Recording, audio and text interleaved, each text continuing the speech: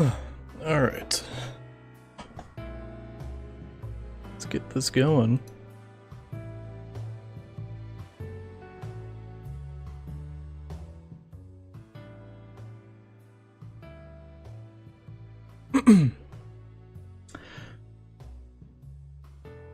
Didn't even think to look at my hair. Alright. So, this stream, not announced whatsoever. This is mostly for B-roll, for a video that I have coming up. If anyone tunes in for this, you can see me delayer cards in real time.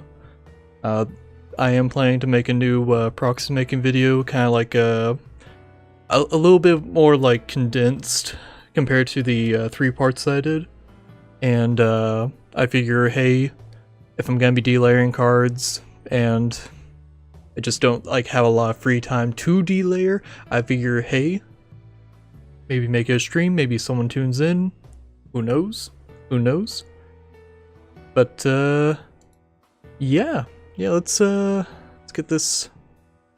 Let's actually test this out and make sure that I did test this out before the stream. But I do have a new I say new, chat should actually show up in a nicer fashion this time. So if anyone does tune in, should load up. Oh, hey, okay. So far so good. And how are we looking? How's the live test looking? I hate the delay. There we go. Okay. Yeah, we're golden. Cool. I hope the audio sounds good. If not, this is mostly for B-roll, like I said. We'll be delayering cards. Not the most exciting thing. Alright.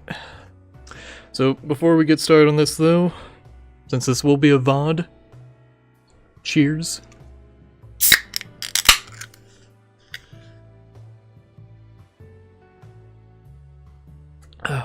Just got off work. Time to relax and do some more work. Now, unless someone shows up, I'm actually gonna move this mic away from me so I can get a better view. How do I want to position this actually? Ooh, maybe like this? No, it doesn't go any lower. Yeah, it's not gonna work like that. Okay. We wrap it around like this. Okay, now we're thinking of portals. I hope that doesn't damage the wire. Let's see, let's go ahead and pull this off. Oh. Set that aside. Oh, perfect. Oh. Sure, that sounds great. Okay. Get the mic set aside. Position this nicely. Go. This is mostly for you guys. I'm gonna try to keep it in the camera view as much as possible, but also just for a little like magnifying glass. You really don't need this for delayering cards. I'm using it purely because I'm gonna try to have it on camera as much as possible. This is super not necessary. So we have a Game of Gods Reloaded token that is pointless. So I get delayering. Go. So first thing that I like to do is that I'll check the corners and I'll see if there's like any peeling going on. Like this corner right here already has a little bit of peeling. You can kind of see that right there actually. Yeah. That looks pretty solid to me. I'll probably start on that corner. Actually, so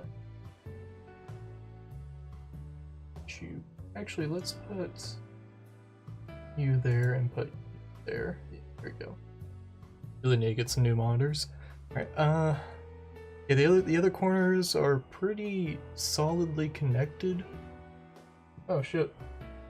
Oh, hey Jeremy. This is mostly gonna be B-roll, but I figure, hey, if I'm gonna be recording this and, you know, just passing time, just delayering some cards. How's it going? Yeah. A little lip right there where there's already a little bit of peeling, that's where we're gonna start. Yeah. Alright.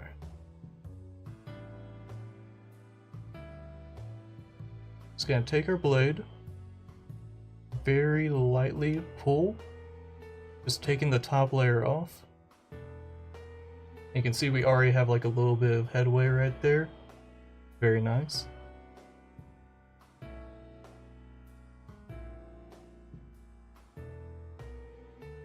A little bit of chipping with the actual like ink on the card and the top layer, but that's completely fine.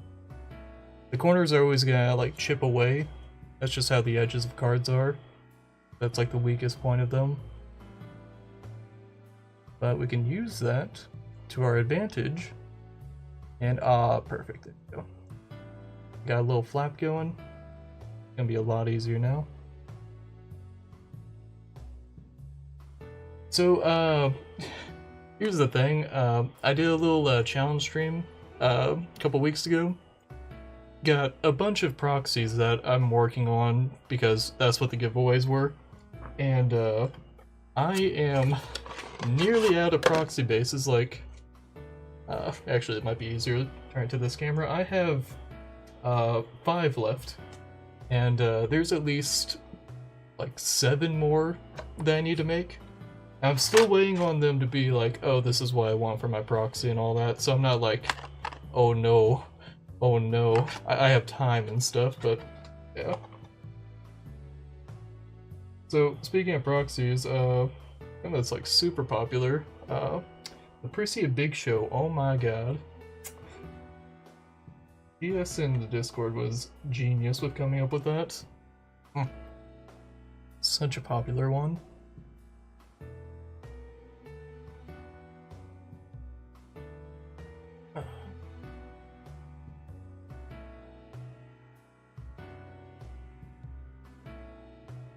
So I'm currently editing a match that I had with Steven and Justwin. The Autorock, not Autorock, the Alice Origin format. That was a very interesting one to go back and look at. And I am a little concerned about the power level of that format as far as like, you know, the rulers balancing and everything. And I am very hopeful for that format because I do love alternate formats, but Arla was a beast. Granted, the matchup with Melgus might have been kind of like rough, but I would, yeah, I don't. Like I said, I'm hopeful for it. Those were also theme decks that Casey threw together, but at the same time, I was just like, man, Arla just does stuff. Yeah, so yeah, I'm hopeful for it, but at the same time I can totally see it needing like some kind of ban list.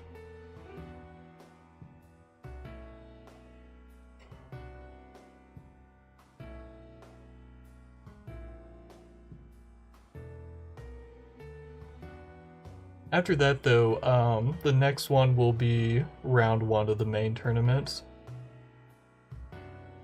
Tis on the to-do list. But I do also want to play in Casey's tournament, so I do need to take some time to actually make a deck. Which, I mean, like, looking at the Arla deck, I'm like halfway tempted to just build that. Man. Oh, man. Like, Magna's Angel, or Guardian Angel, I think it's Magna's Angel, I can't remember the card, but like, she goes hard. Like, man, she gets big fast in that deck.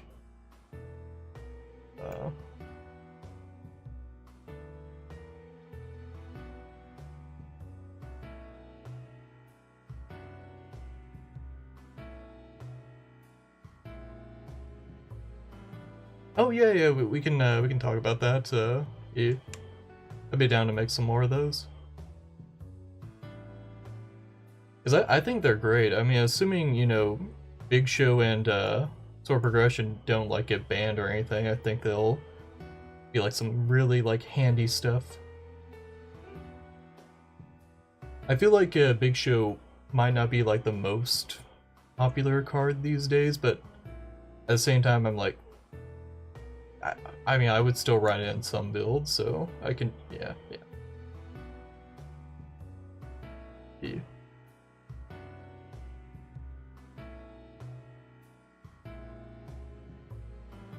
So talking a little bit more about this, after I like get a nice like tear going with them, I kind of like to come to these corners here, and like the fact that it's coming to a thinner point means that's going to be a weaker point to actually like dig the knife into, and you're just gonna have like an easier time coming in, scooping.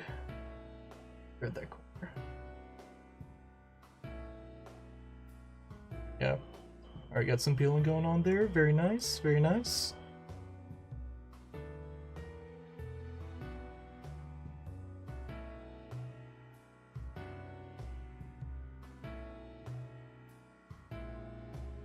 You get a second monitor or something? Oh man.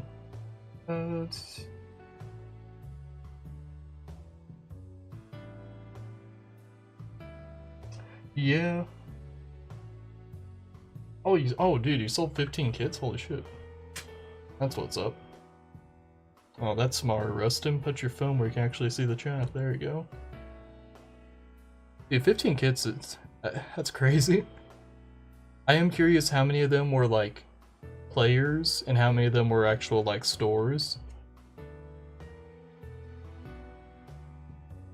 And yeah, no, I'm definitely gonna be...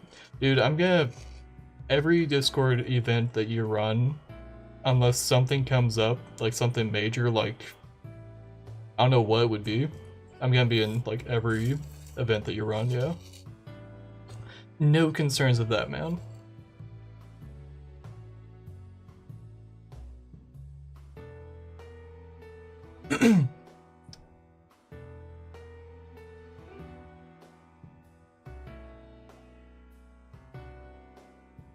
Yeah, talk to you later, man.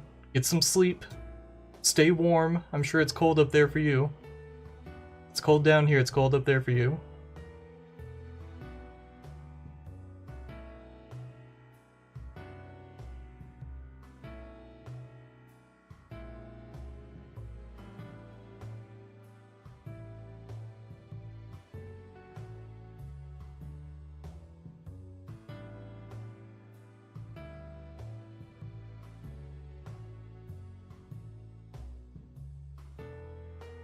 Oh, I'm so dumb. You know what? I can just make this bigger, can't I? Ah, that's a little better. This mic actually, oh, the mic actually picks up a little bit like this. That's funny. Alright. Where's a good point? This is pretty decent.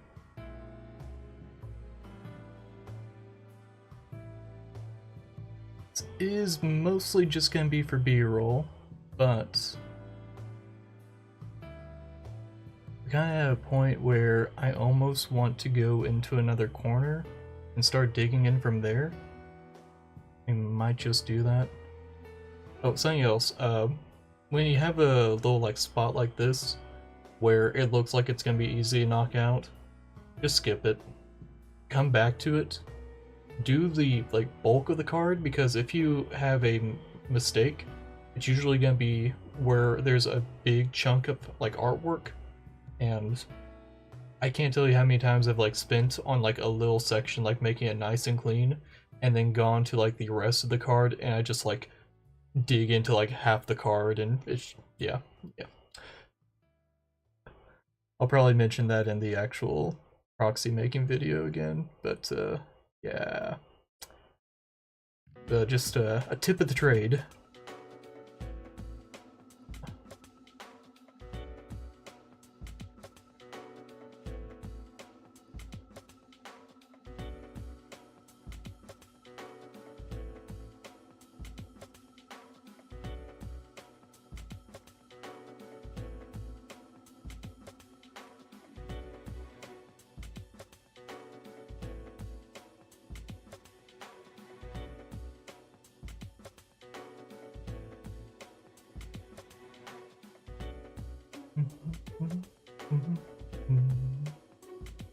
I wonder if the music is synced up. I'm going to check that out. Oh wait, no. Yeah. I'll try a hum to the beat and see if the music is actually synced up to this or not. I'm curious about that now.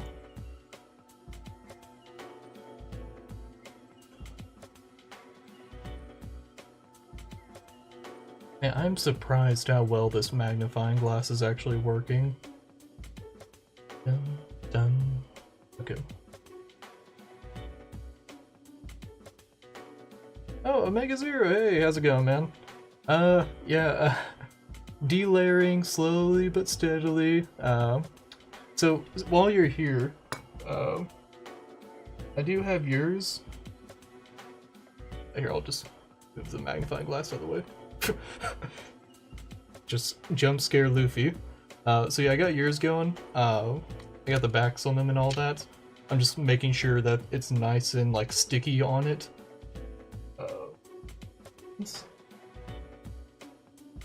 I'm assuming this is a Genshin character. I actually don't play Genshin Impact, but I'm assuming that's a Genshin character.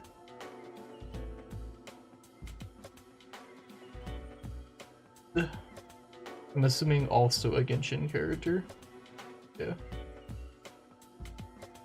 So don't worry, yours are on the way and stuff. I actually had some stamps come in, so as soon as I'm like done getting these like cut and all that, gonna be sending them out your way, man.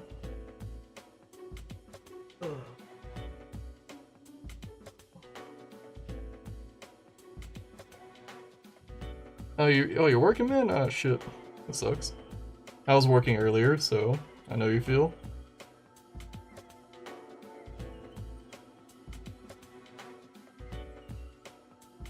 All hot. Are they both Genshin? Yeah, don't worry, man. You got the first win. You got the first win. Yours are going out first. Don't worry. All right. Yeah. So, I used to like delayer, like while I was like watching anime and stuff and just chilling like that. But these seasons of anime right now are kind of like mid-season like right now, so nothing like major is starting up. Like during well, I say that, so during JJK I was like just eyes glued to the screen, so I could not for the life of me like multitask while I was watching that, you know. But I need like another like chill anime to watch while I'm delayering. But then I was like, you know what, I need to get some B-roll of me delayering cards for a video coming up. Let's go ahead and just stream it. Get like little parts here and there saved. Oh, and Master Dinius is here. Yo, how it do? Yeah. I'm actually okay. So I don't know if I can. I'm not gonna say any spoilers or anything. So there was a fight scene that happened that was super epic, and I turned to one of my friends who's like reading the manga, and I was just like, hey, just tell me what chapter this happens in, and I'm just gonna pick up the manga from there. It was just, oh, it's just so good. Just so good.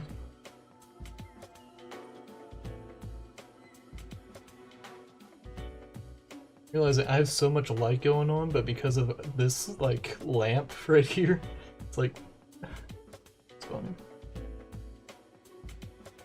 Yeah, JJK. Royad. So sandpaper is an idea that I've thought about trying. My only concern with that is that I'll go too low on one spot, or I might just like, I don't know, I don't think I'd get even as much as I'd want it to be. That's my major concern. Now granted, I have thought about, so I'm delayering it, right? There are some rough spots, like right here is a rough spot, and I'll go in and I'll like scrape. I have no idea how bad that sounds on microphone, but Yeah, I'll go and I'll like scrape it just to like smooth it out. And I've thought about using sandpaper on parts like that, but whenever I think about that, I'm just like, I'm already holding a knife. I'll just come in and scrape it. But yeah, no, it's just with an X-Acto knife. Also, Royad, you need to message me in Discord so I can get your proxies going. You weren't here a few seconds ago, but your boy Omega Zero, his is already like, you know, they're almost ready to go. I just need to cut them. Yeah. And yeah, like I said, you know, tokens, artwork.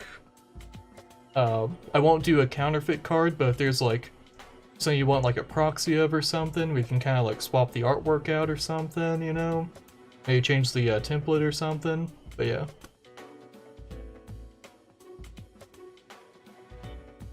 And while I'm on that, we have a Fairy Gears token I'll be cutting out later. And also, someone has requested the Big Show Sword of Progression counters, trackers. Yeah. Very beautiful design that GS in the Discord came up with. Yeah. Just for some context while I'm doing all this, I have I have 5 proxy bases left. Between Valfest and this, I really like ran through a lot of proxy bases.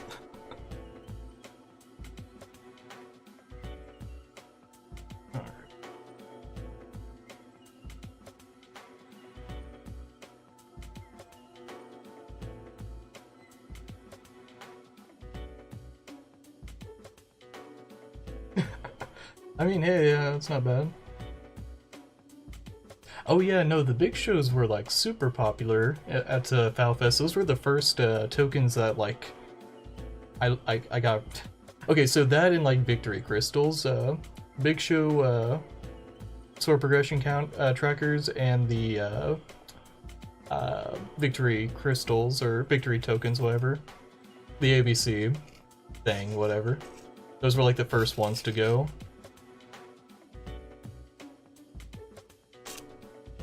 Very popular, very popular. I think it's a great design.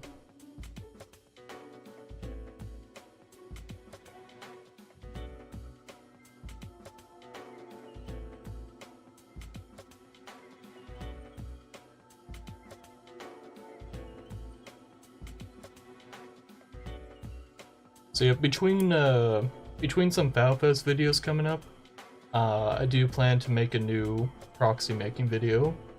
I'm gonna try to somewhat condense the 3-parter that I did down into just like one video. Like, I love the 3-part because like it's very much a, you know, uncut, here's all this kind of thing. But I feel like a condensed down version might be more handy, and then like maybe like, hey, if you want to see a real-time version of doing this step, here's this video they can check out.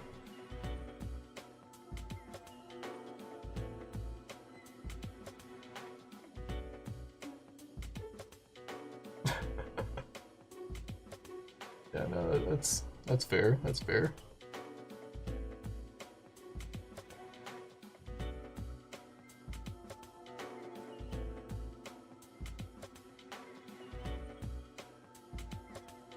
But yeah, I don't know what your Discord name is on the ValTCG Discord, Royad, but yeah, I would like to imagine mine would be kind of easy to find. You can see me in like media sharing, and yeah, I'm fairly active on there, so just shoot me a message when you can. There's a sweet spot. Oh no. Oh, it's zooming. Oh, it's focusing on my hand for some reason.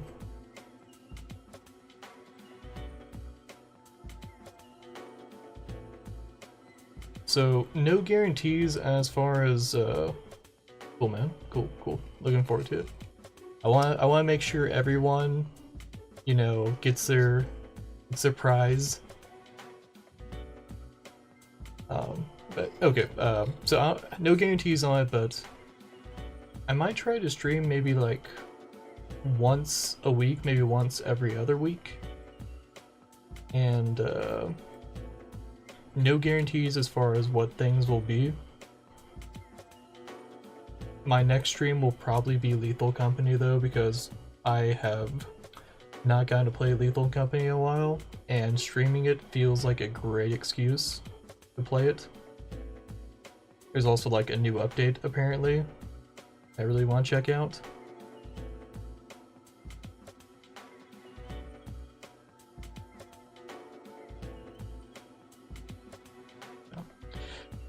I am considering maybe trying to like stream some matches,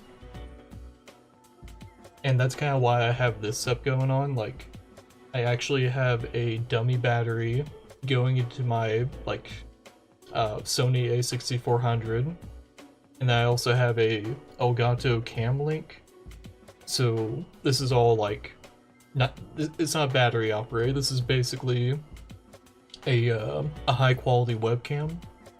And I'm like very tempted to like go ahead and like try to stream some matches. My only hesitation with that is that with the matches that I upload, I wouldn't say heavily edit them, but I do like to have as much information on the screen so that way everyone who watches understands what's going on. Like every time a card is played, every time a card is activated, I like to have it up on screen so that way like maybe someone new could like read the card or something, or if a chain happens you'll see me like have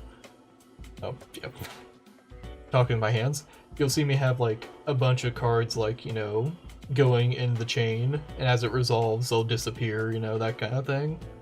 That's the kind of like matches that I record, or that I upload, I mean.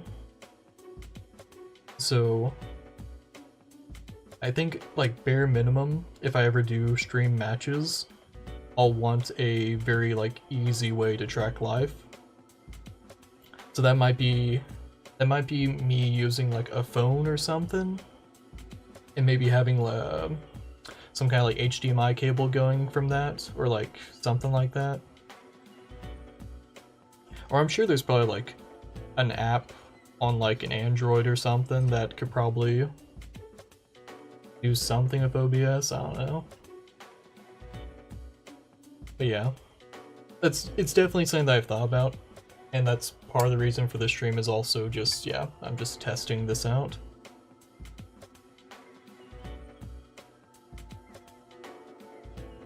Alright, so we got into the point to where majority of all the big chunks are out.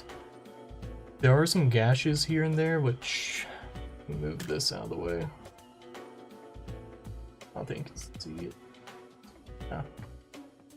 You kind of just take more. Oh wait. Oh, there we go. Oh, hey, perfect. Okay. So right here, there's like a little bit of a gash where we kind of dug a little too deep. Now we want to smooth this out so that way when we put the sticker paper layer on, it won't like bulge there. I'm just gonna take the X-Acto knife. I'm just gonna kind of scrape.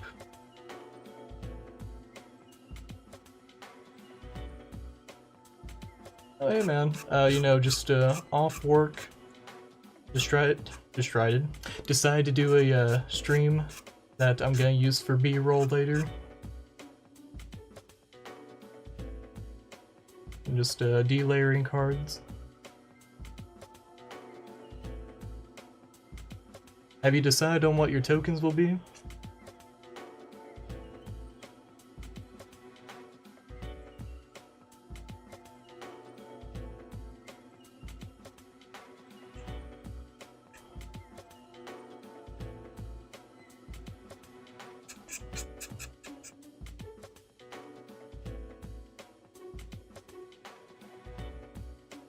This one might be a little tricky. Also, I hope the music isn't too loud.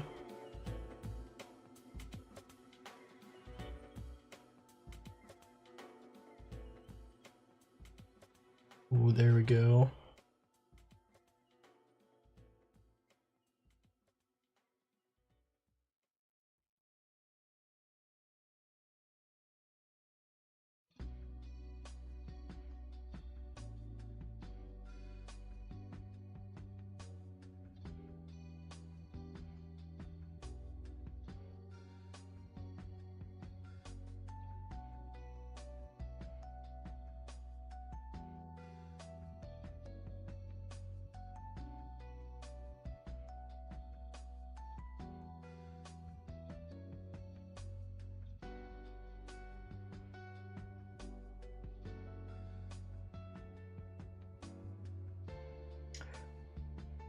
Yeah, no, that's fair. And I use paper and pen as well. But you know, if you're gonna like stream your matches, you can. I mean, I guess you don't really need like the live totals on screen, but I feel like that's a luxury that should be invested in. Like, obviously, you're not gonna get to the level of like, you know, a dedicated like streaming setup like how Jeremy streams the online GPs, but something like decent, like tracking life feels like it's worth.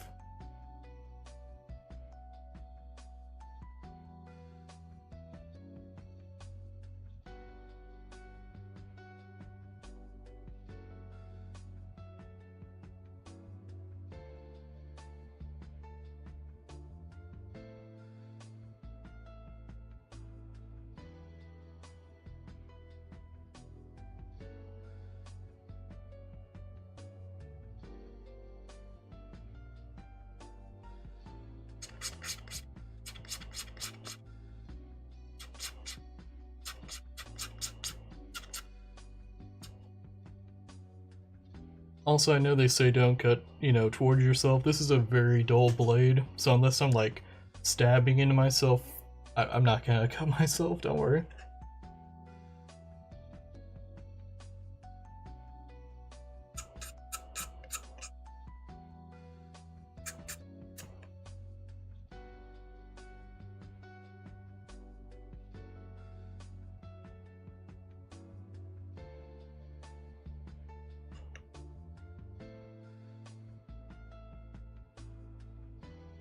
Also, I do want to say, like, thanks for popping in, guys. I did not have any, like, major plans to, like, I didn't have any, like, expectations of anyone, like, actually showing up. So, seeing you guys actually pop in here, you know, it's very nice of you. Very nice. Thank you, thank you.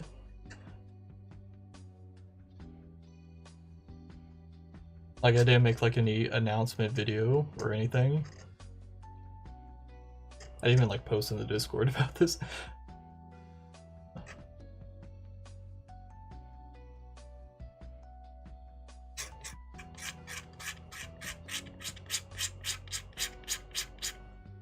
Ooh, this is coming along nicely, okay.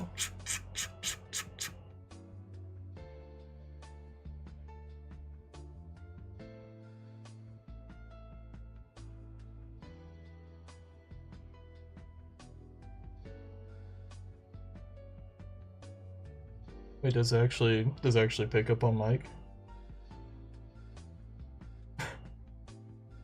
I have the little like audio thing here. It does actually pick up. Oh, it does. I hope that doesn't sound like too bad. I enjoy the sound of it, but I'm also like making the sound.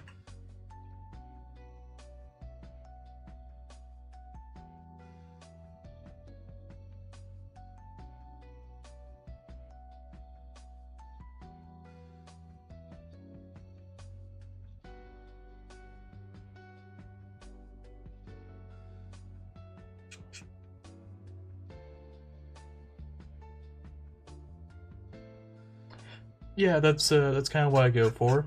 I try and match. So the weight is always going to be like kind of funky, just because of the differences in the thickness, or I don't know if it's thickness, but like the density of the paper that it's printed on. So there is probably some way I could probably make it the exact weight, but putting a top layer on with the sticker paper it does make the thickness about the same, and like the rigidity. Like if I double sleeve a non-foil card and I double sleeve a like foil proxy or something that I've made, and I like shuffle them up and all that with like other cards and stuff, it's kind of hard to tell the difference, like unless you're looking for it. Even like, well, even the times I've like looked for it, it's like very difficult. And also another thing is that like over the years, Force of Will cards have actually like changed in weight, just because of like the different I'm assuming printers that they used or stuff like that. Like you take like a card from like Millennia of Ages and you weigh it compared to a card from like a New World Emerges, and there'll be a different weight. Then there's also like textured cards, which they have their own weight class. So differences like that. The weights, it varies. It's more a matter of the rigidity of the card that I feel. Like if you have like just a Force of Will card with the actual artwork on it, and then you put another layer of paper on it, that's suddenly like a whole lot more rigid. Because I'll use this as like an example. It's like, imagine it's like that, and now there's like less give whenever it comes to the bending of it. So stuff like that, like I try to avoid. Obviously I'm using proxies in like casual settings and stuff, but I want the shuffle feel to not be diminished at all because I have a proxy in my deck. I want it to be as equal to the real deal as possible, if that makes sense.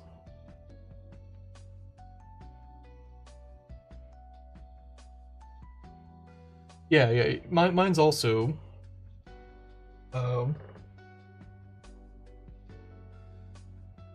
here's I'll use this as an example, yeah. So here's a sliver of mine, and it is also like silver opaque on the back. Yeah. So I don't need to delayer, but it's a matter of quality to me, of wanting the cards to be as close in feel to the real deal.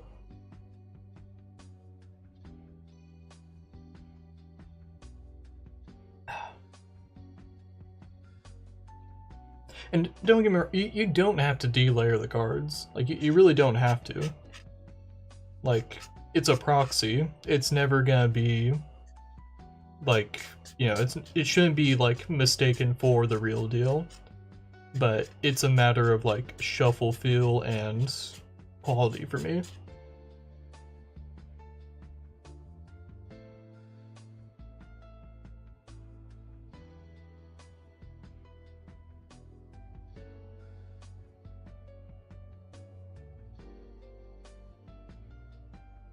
I mean, like, so I just blew a bunch of like paper dust in my face.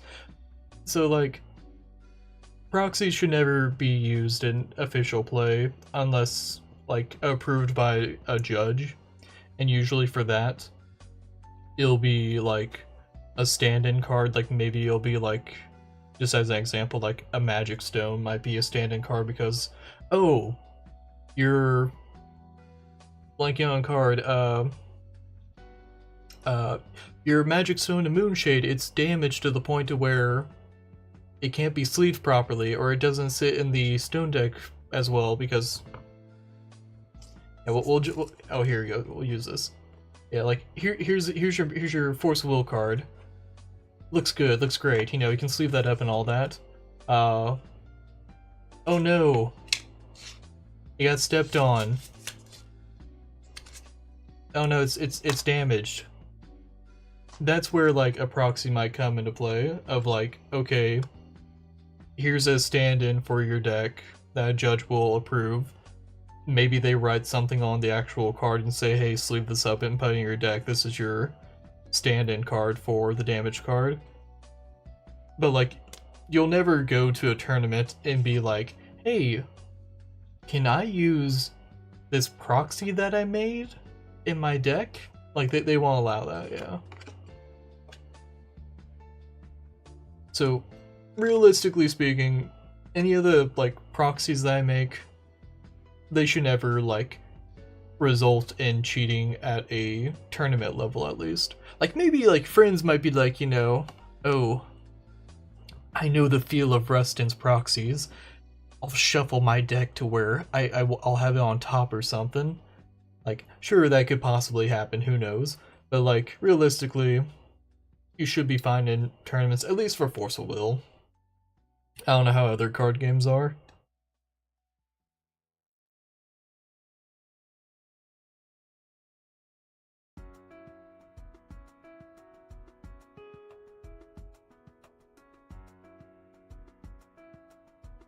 I mean, it's a long process, but like, I feel accomplished for it.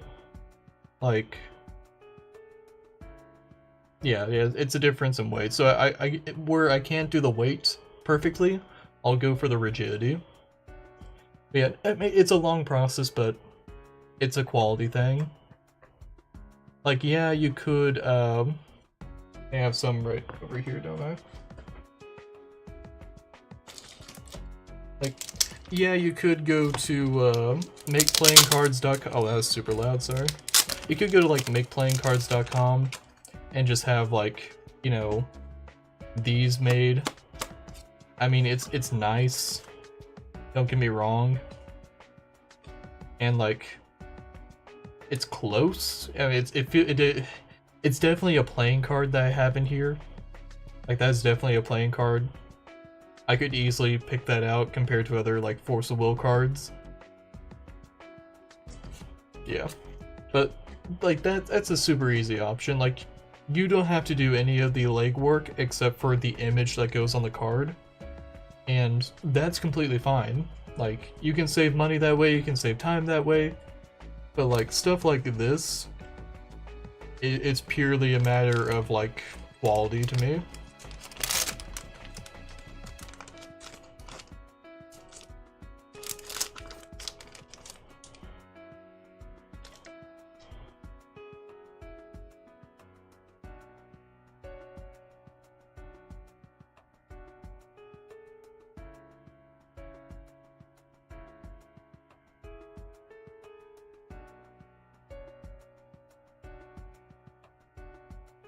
No, I mean, that's also fair. Like, it really, like, comes down to the TO's discretion. And, yeah, I mean, like, Force of Will is pretty relaxed in the community. Like, if you're nice enough and if it's a, like, understandable enough situation, you might even just have, like, people that will lend you the actual cards that you need. Like, plenty of people also bring spare decks. And the size of the community is also a factor. Like, can't remember who, but, I think I remember Jeremy talking about how, someone who used to play Force of Will, and then, like, kind of want to try it out again, he just, like, straight up was like, okay, just tell me what cards you need, I'll make you the deck, and then just give me the deck back afterwards and all that. So, I mean, like, well, Jeremy, you know, I mean, obviously that was, like, his friend and stuff, but, yeah, I mean, there's other people in the community that would probably be down for that. Yeah, I have a little scale that I bought because I was curious about stuff like this of, like, one, I wanted to know, is there actually a difference? Because, like, MOA cards were, like, the, like, standout to me, like, even back when the game started, of, like, these cards feel different to me. And then, like, whenever it came time to actually, like, start making proxies and stuff, I got really curious about it. So I got me a little scale.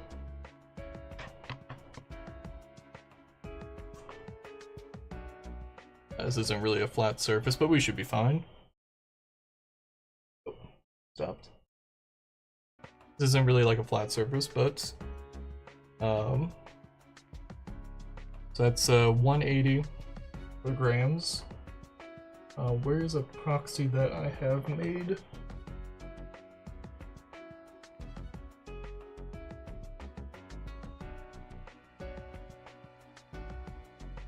Oh, here you go. So yeah, it's 180 for the grams. This is a non-foil bear spell. And 185. So it's non-foil. The weight is about right. But I feel like the rigidity on the non-foil is a little hit or miss. Like when you shuffle it up, it's hard to tell, but when you like hold the cards like individually, like there's like a slight give to it, but weight-wise, it's basically right on the money.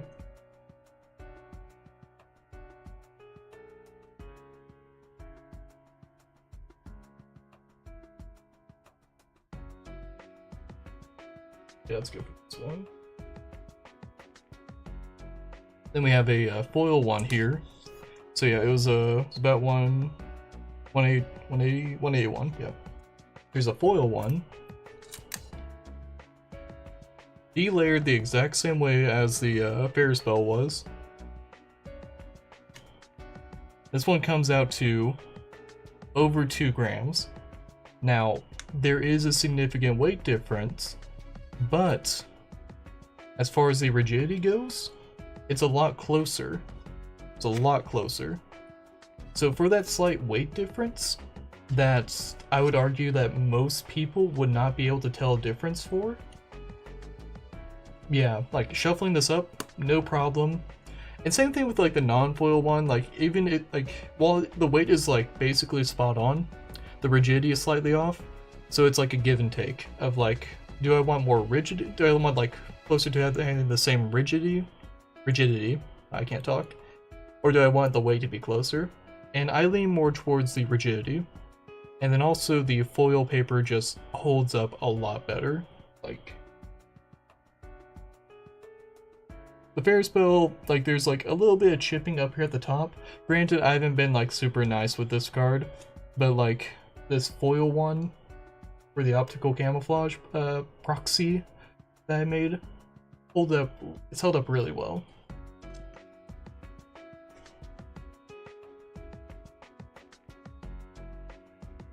Alright, I rambled. What did I miss?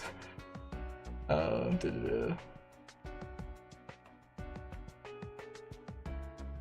it's from different, yeah, different eras, yeah.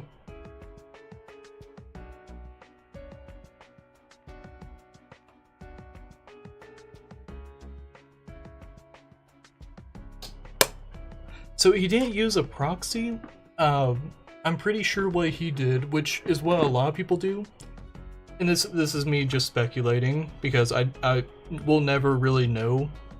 Like, we can have a benefit of the doubt. Benefit of the doubt is that he did what a lot of people do, and that is that you have your 4 contracts in your deck, and then you have a 5th contract sitting out of your deck that is, for what I do, is I have it sleeved in a clear sleeve, so I don't have any issues of it accidentally shuffling it in my deck. So let's, once again, hypothetically, assuming the best here, is that he has 5th copy, you know, next to his playmat, so that way, like, whenever he, like, contracts C, has it already on the J ruler side, so he doesn't have to, like, sleeve and re-sleeve and sleeve and re-sleeve, because you're just gonna, like, tear up your cards over time, and you're gonna wear out the sleeves. So I'm assuming that after a game, he just saw that, oh, I have this card over here, shuffle it back into my deck, oh no, that was my 5th sword progression that was on the J ruler side or something, or meant to be on the J ruler side. That's like, you know, devil's advocate, best case scenario of like how that actually happened. I can't speak on it like as far as like, you know, a definitive answer. That's like the best way that I could like interpret it as honest mistake. Now, like I said, like if I have a double-sided card and I'm gonna do something like that, that double-sided card is gonna be in a clear sleeve, or at least a different color sleeve. I'm not gonna like have it matching up with my main deck, because stuff like that happening, you know, that's a game loss, or worst case scenario, it's a ban.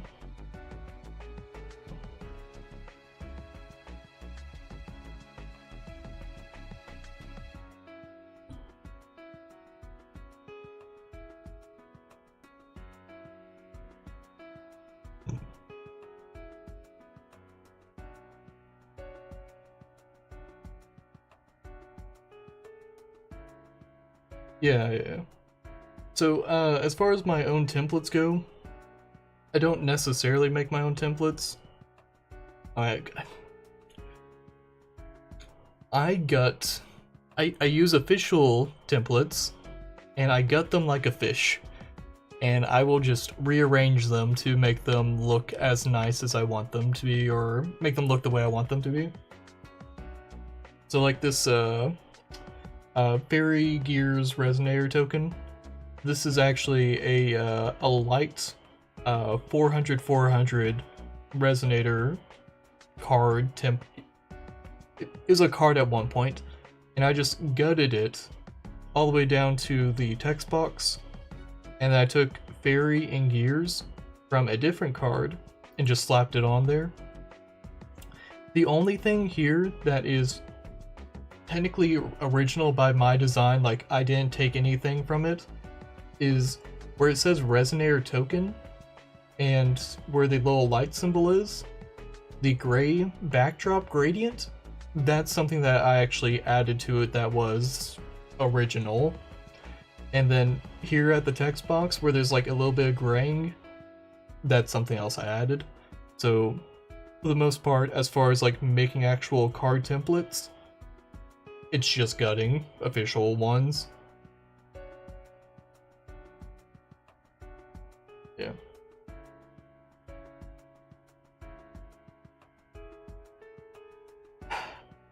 See, I don't know the different...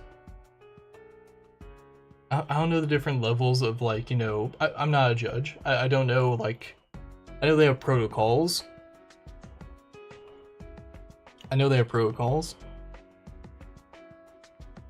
It was also, like, the last round of a GP for first place. It's tricky. That was a very, like, tricky thing. And I'm going to just assume that banning was the appropriate thing to do, because the fact that's webcam is another issue. Like,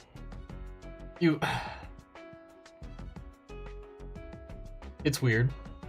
I don't want to give like a definitive like what would I have done, because I don't think I could see myself in a judging scenario where I would be making that call. So, favorite era for Fowl's layouts? I think we're coming up on an actually good one with Pilgrim Memories, because they're taking a... I have a card that I can use as an example.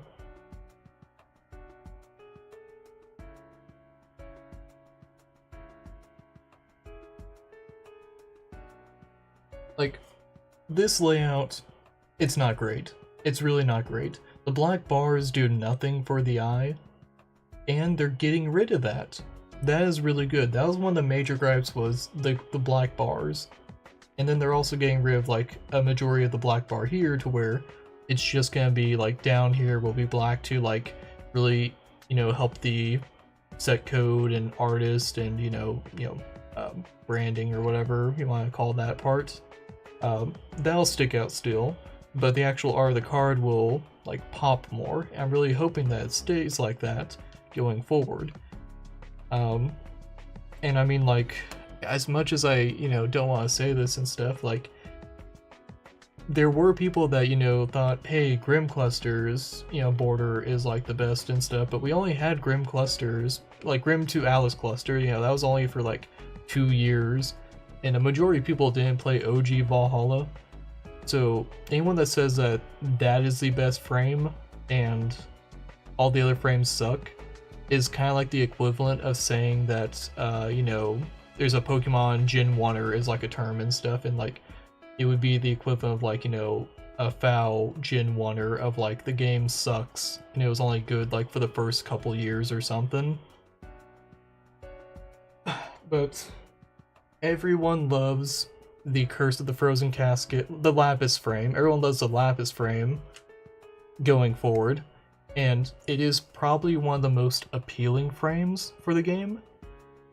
But I look at the current frame and I'm just like, anyone who plays like Magic or other games similar like card design, it is easier to like see where the information is, and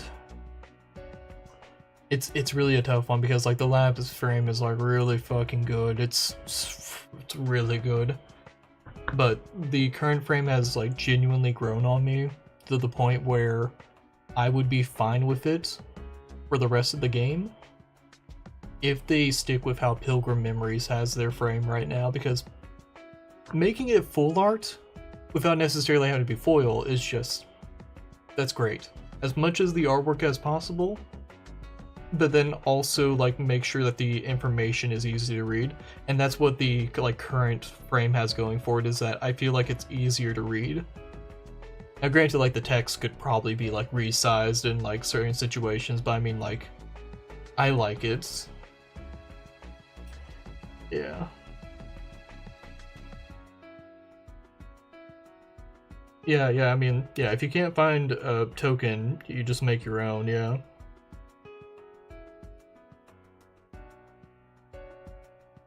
No, he had an illegal deck, and it was at a GP, and you can give, I mean, like, I'm pretty sure his ban might be over, but, like, you gotta think about it, like, he had an invite to Worlds, and how many people want to play with someone who, quote-unquote, got cheat, or quote-unquote was cheating, or it's weird. Like, yeah, I can't really say much on it. Yeah,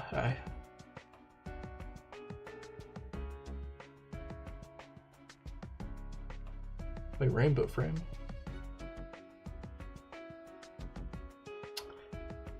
I'm drawing a blank on rainbow frame. Yeah. I would really love for them to do textured more. Like, at least for like special sets. Because textured is just, like, I can't replicate textured. I mean, like, I've looked into ways that I could, like, it's a stamping method, but like, the amount of work that I would need to put into to actually stamp cards like that. Yeah.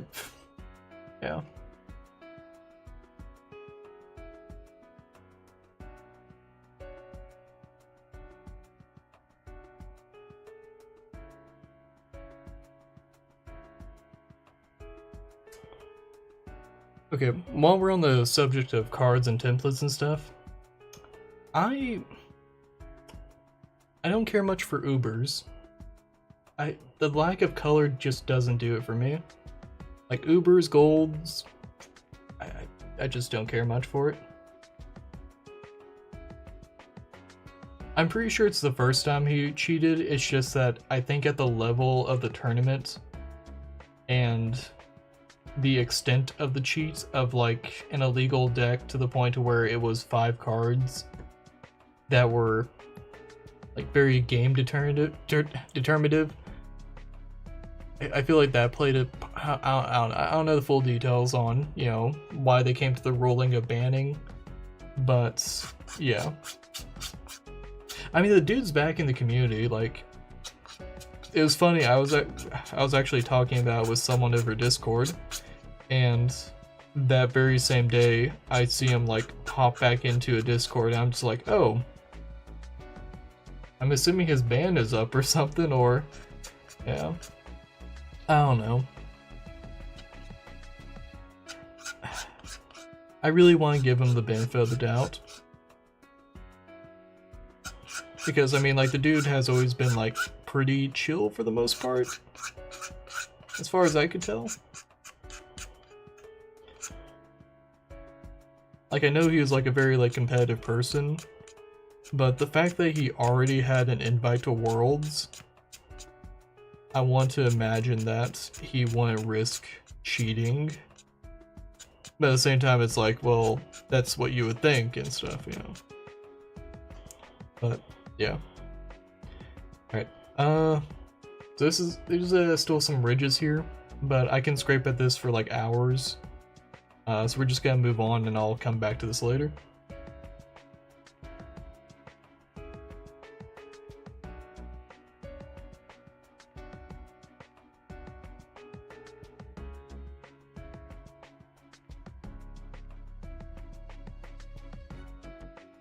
Okay, yeah, that's fair, that's fair. So, I feel like with Ubers, it's the fact that it's a low print count is what really, like, always makes them, like, valuable. Really just need to get, like, something to, like, mount my phone, like, right here. Or, like, right here would be good. I might do that whenever we have, like, a break or so. How long have we been streaming? I don't know how long we've been streaming. I've been going for, like, an hour. I'll tell you what, guys, we will have a short little break. We managed to knock out one proxy base. Granted, we did have, like, a big, you know, conversation and stuff, but, yeah. It's, a short little break here. Go and, stretch your legs, use the restroom if you need to. And I get to try this out. Oh, look at that, looking snazzy.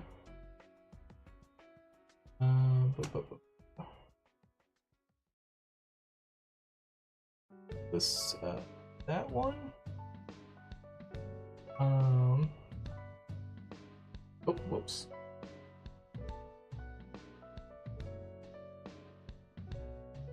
And learning how to use OBS again, aren't I?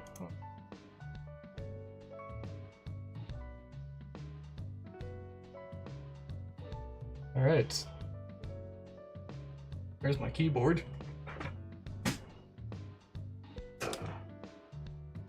Alright, let's get this fixed real quick. How did you change into that?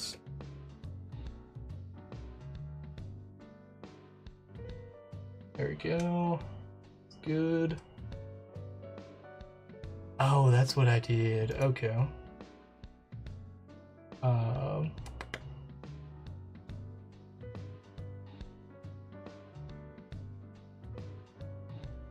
Man. I'll figure out how to use OBS one of these days. Good. That's what it's called. Okay, that's why. There we go. Okay. We'll call it like, we'll say like 7 minutes? Say like 7 minutes. Push that. Go. Alright guys, go stretch your legs, all that good stuff. We'll be back.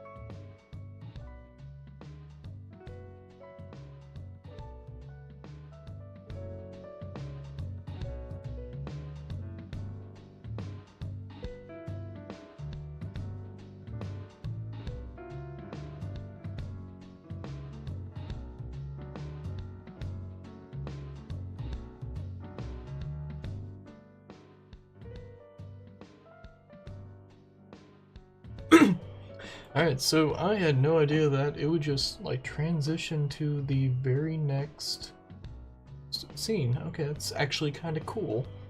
Wonder if I can use that. You know what I should do? I should record with some scene transitions and see how all that works, yeah. So we are back. I have stretched my legs, straightened my back, gotten a little more Dr. Pepper. Huh. Let's continue. I don't know how long I'm going to be streaming. The goal is to kind of just get a bunch of examples of different tears and cuts and scrapes to use for some B-roll. But go and start with a fresh card here. I guess my audio isn't like super necessary for the B-roll, but yeah. So looking at all these corners, they are very much like tightly seated onto the card, except for right here. A little bit of a lip going on there. Let's see if I can actually zoom in a little better. Hey, what up? It's right there, where there's some little white chipping going on. That will be our point of entry. And to take our blade. This is also a lot easier when you're not trying to keep it on camera. Man, I almost bought a macro lens. I would have felt... Actually, I do want to get a macro lens eventually. But I feel like a macro lens would probably have made this a whole lot harder to try to keep it steady. Oh man, but a macro lens would make this so much cooler because I'd be able to like actually show the detail that your eyes would see whenever you're doing this. But man, that would be hard to record. I think I got like somewhat close whenever I was using my Brio. The Brio is just like, the quality just isn't there to the point to where I'm like, yeah, let's get a second Brio. Nah. You can get such better quality with a proper camera, but like dropping money on a macro lens, and then I look at the macro lens, I'm just like, how often am I going to use the macro lens where I feel like it'd be worth? Dude, I can grow like a full-on beard, like just full-on, like all just I have a short where I went 2 weeks without shaving for it, just because I did like 3 characters and stuff. Well, 2.5 really, and it was only like a short, but I wanted to like, you know, just kind of like, you know, show, hey, this I can grow a full beard, and I kind of want to use a character that has like kind of a 5 o'clock shadow situation, kind of a beard like coming in, you know, like a worn out detective or something, or that kind of thing. I mean, like I have pictures of like just me with a full-on beard, but I just don't feel like myself whenever I have facial hair. Like I feel like I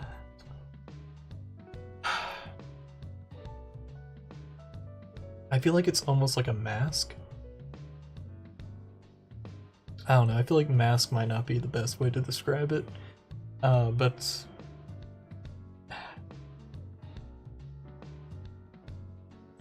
yeah, I know it's weird. Also, I think I might turn this down just a little bit. I'm noticing that, yeah, maybe like 1 more decibel down, yeah. I mean, it's something to see, sure, but like, it just doesn't feel like me. Like when I think of myself, I don't think of myself with a beard. Yeah, I know it's my facial hair and stuff, but I mean like, it's like, it's like people who grow their hair out. Like I can't see myself having like a shaved head or like hair long enough to be a ponytail. Like,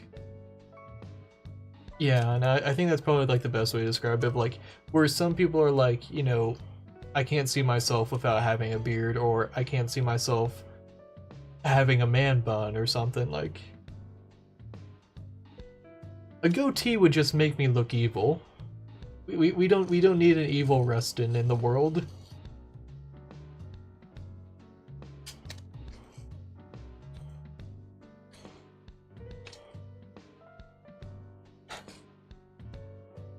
But yeah, no. Whenever I like did actually grow it out, and this was like back whenever like we were going into like quarantine, and I was just like, well, I'm not going anywhere.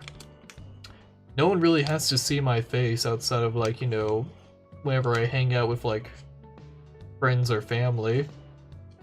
Like no one at work is gonna really see it. So I was just like, fuck it, I'll grow it out. I also grew my hair out. Like my hair got like super long. Like I let my hair get like just as long because I wasn't gonna like make a hair appointment whenever like COVID was going on. So I just kind of like, you know, just let it go. I will say though, like after I shaved it, it was like I could see myself again. And don't get me wrong, like it was cool. Like having a beard is cool. Like don't get me wrong, it does feel cool. But man, that is just so much work. And I do just like how my face looks. Like without a beard. Now granted, like, you know, friends and, you know, family like tried to convince me to like keep a beard and stuff, and I was just like, I can't. It's just not me.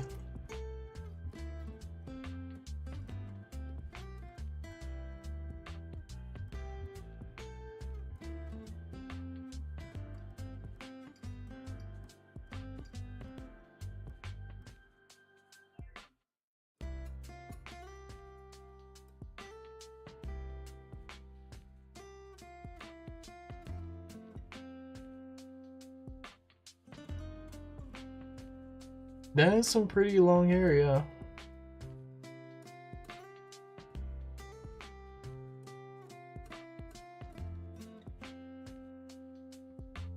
So, one of my problems with being bald is that, like, I work with someone who's bald, and I was straight with him. I was like, so, I have a natural beanie at all times.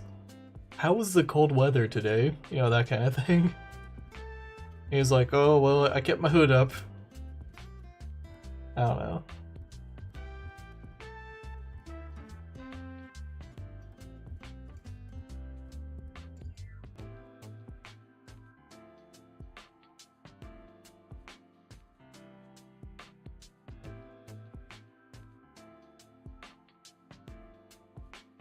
Oh no, dude, I had my facial hair for like a long time. Like, it wasn't all of COVID.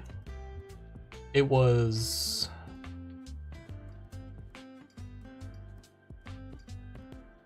Man.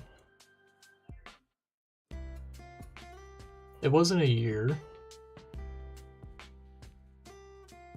I want to say like 4 to 6 months of having I had facial hair to the point to where when I did eventually get a haircut, I had the stylist actually like shave my beard to where it was like nice and organized, and like made sure it was nice and even and all that, because I was like, hey, it's probably like the only time I'm really gonna have a beard.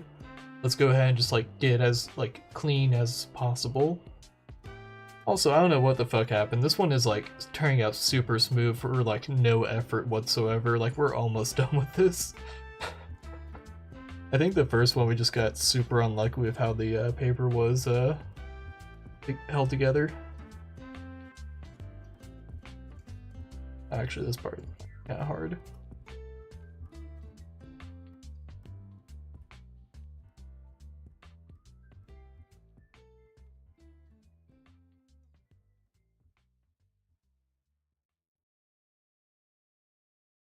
Hair's weird though.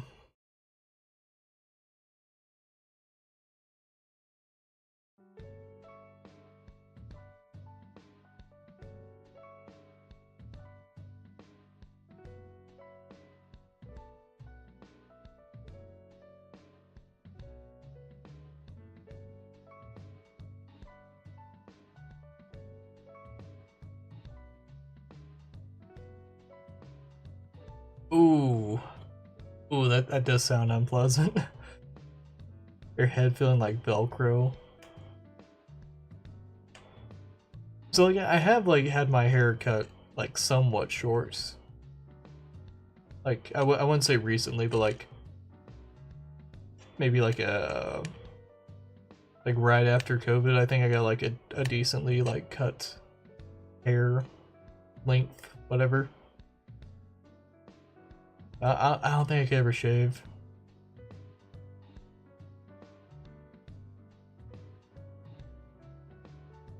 Here's something else that like, I mean, you had long. I don't know if you still have long hair, but like, if long hair, like, I noticed myself like whipping it, to the side and all that. Oh, you know what? I think I know why this one. Oh, I think I might have gone too low. You hear this?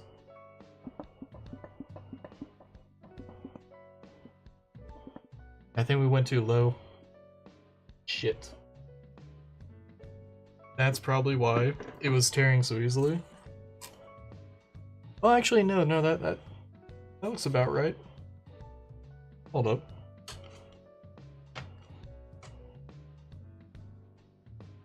Is it just that this card just might pop a lot, is what it might be. 151.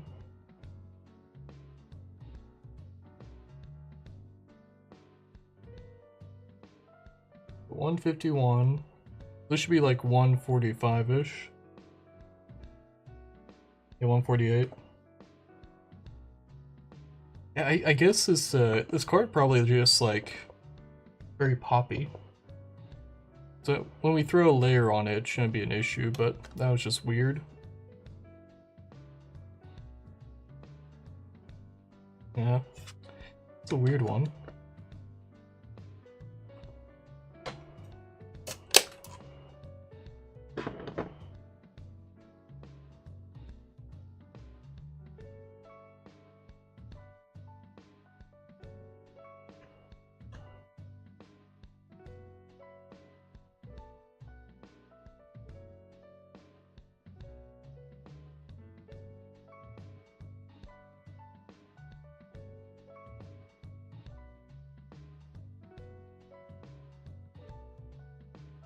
Yeah, out of all the hairstyles, I feel like I can never do a man bun. I don't think I could. Like, I would like sooner. Well, I don't know. What I do? I feel like with a man bun, at the very least, I could undo the man bun whenever. But I don't see myself like actively choosing a man bun.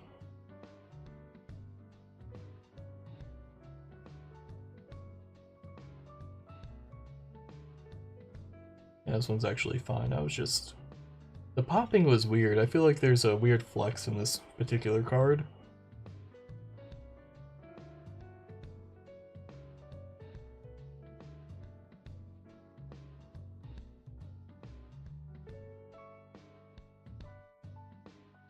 Oh, yeah, that's fine.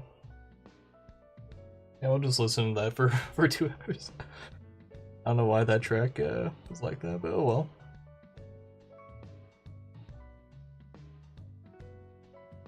Oh, I know what I did. I probably didn't put the playlist on loop. That's probably what happened.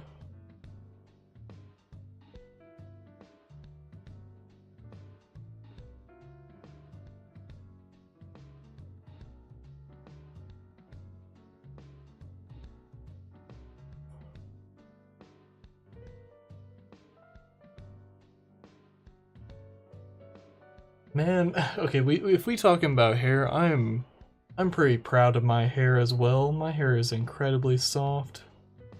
I take good care of it. I'm a perfectionist at certain things. Very particular things.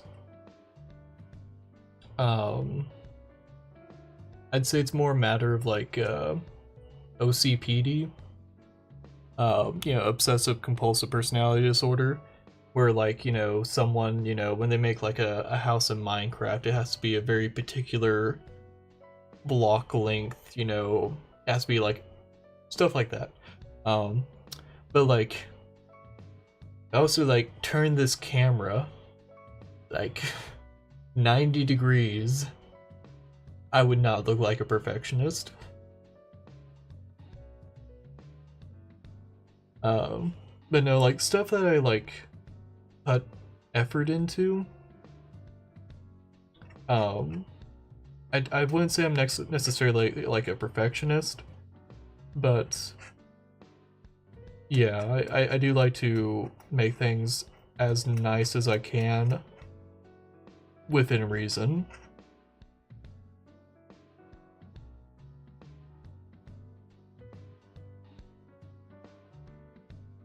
Yeah, I mean, like with a certain light, angle. Yeah. I feel like that's how it is with like a lot of hair, is that depending on the lighting, you can get different effects, shiny, glistening.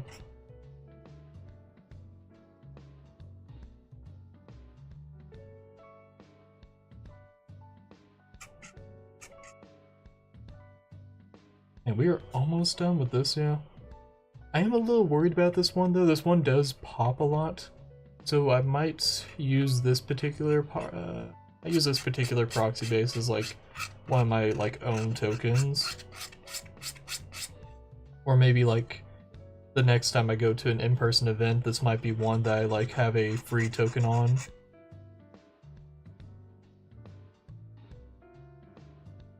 Yeah, honestly, not that bad. Like even the gashes here, they're pretty shallow. That side doesn't even have any. Yeah, this one turned out really. Actually, the pop is gone now. Yeah. What the fuck happened? Yeah, the pop is. Yeah, this one's fine now. I don't know what the fuck happened. That was weird.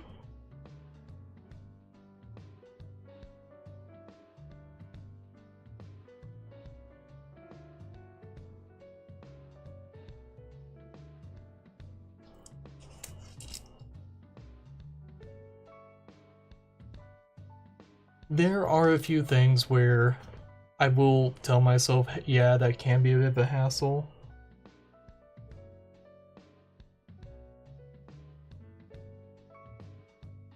Yeah, no, I do that. I do this for all my proxy bases.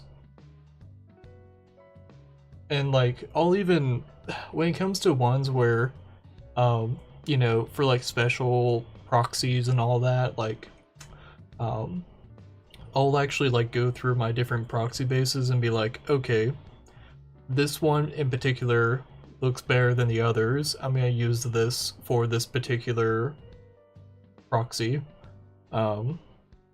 Yeah. And I'll like, if I make like, a proxy that, yeah, if I make a proxy that I'm gonna use for myself, I'll go in there in my little like box of proxies, and I'll actually go and like pick ones that I feel don't look the best or feel the best, and I'll use those for like my own. Unless it's like a special card. There's times where I like to, treat myself right. Alright, so that corner's good. That corner we could possibly attack. Possibly attack that one. This one we could also possibly attack. This one already has a lot of chipping going on, so we'll start with this.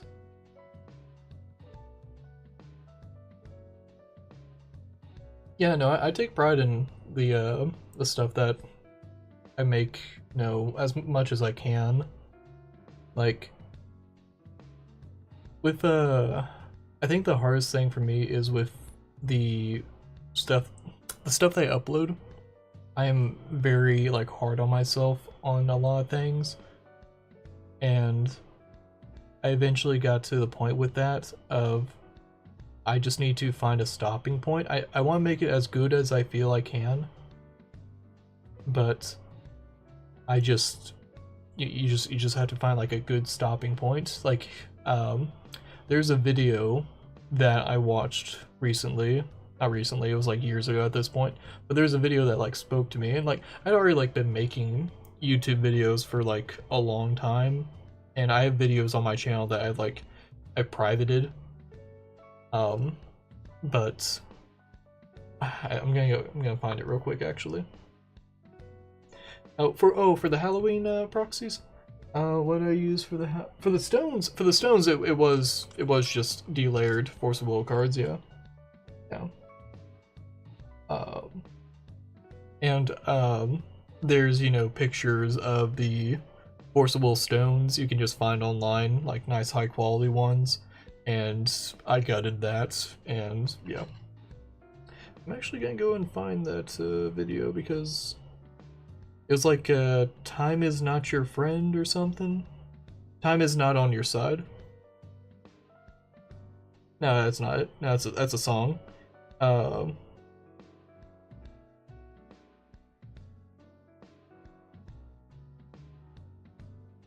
What was the video called?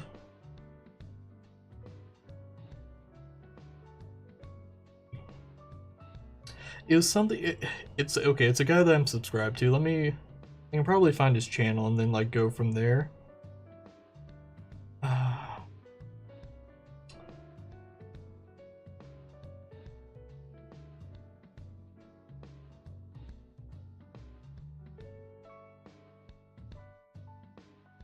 Of course, the guy hasn't uploaded in a while. I cannot remember his name. He hasn't uploaded today at least. Where am I? I'm pretty sure I'm subscribed to him. Oh, you know what? It's probably my likes. Let me go look at my likes. I don't like crazy number of videos, do I? Oh, please don't be in the hundreds. Please don't be in the hundreds. No, wait, I bet it's gonna be in like some of the top ones. One. Shit. Well, that's a lot. Okay, I'm probably not gonna find it, am I?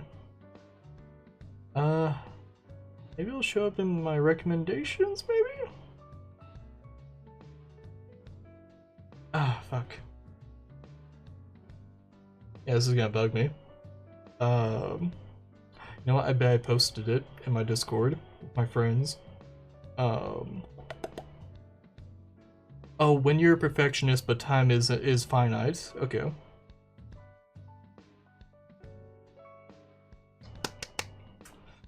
Oh man, I kind of want to pop it up. Not gonna lie, I kind of don't want to do a reaction video on here, but I almost want to pop it up just to show you. I might send you a link to it later. Sorry about that. Okay.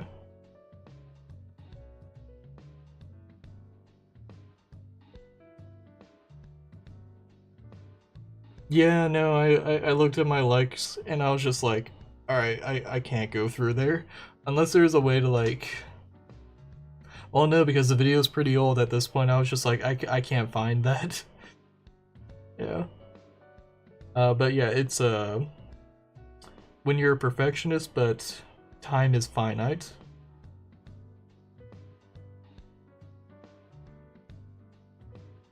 You know what? Fuck it. We're a very small channel. Fuck it. We're gonna do this. Yeah. Hold up. Let's do this. Fuck it.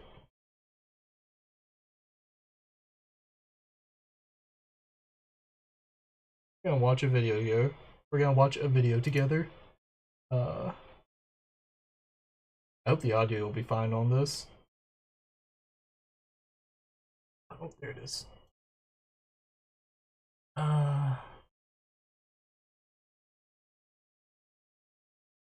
This is my first time ever trying this, so let's see how well this goes.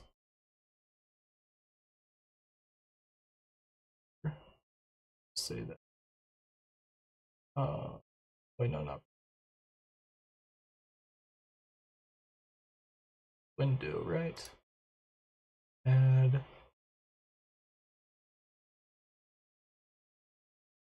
window capture.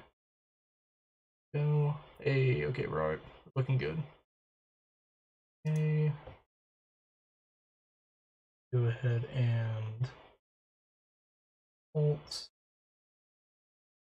Yeah, do it like this. You probably are subscribed to this guy. If not, I mean, not everything that he makes is stuff that I like super like, but pretty solid. We're just gonna say fuck it. We're gonna watch this little video together. Cause it's kind of just you and me hanging out right now. Yeah. Oh yeah, no, this is happening. Yeah. Uh,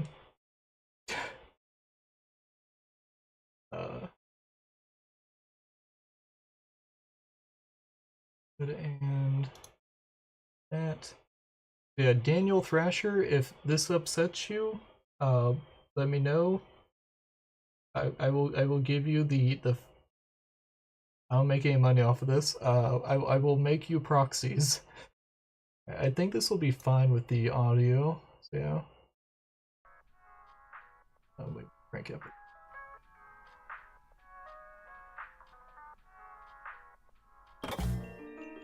Don't blink, Daniel! What? You're about to be visited by Father Time himself! You must keep your eyes open, That's or so he'll good. disappear forever! This just spoke to me. Did you say Father Time? 2! Get your blinks out now! Oh god, okay. 1! Yeah. Yeah,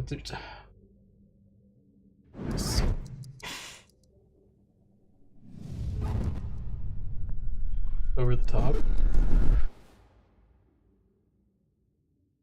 Hey, Sport. Hi. Don't worry, I'll make this quick. Okay. What you got there?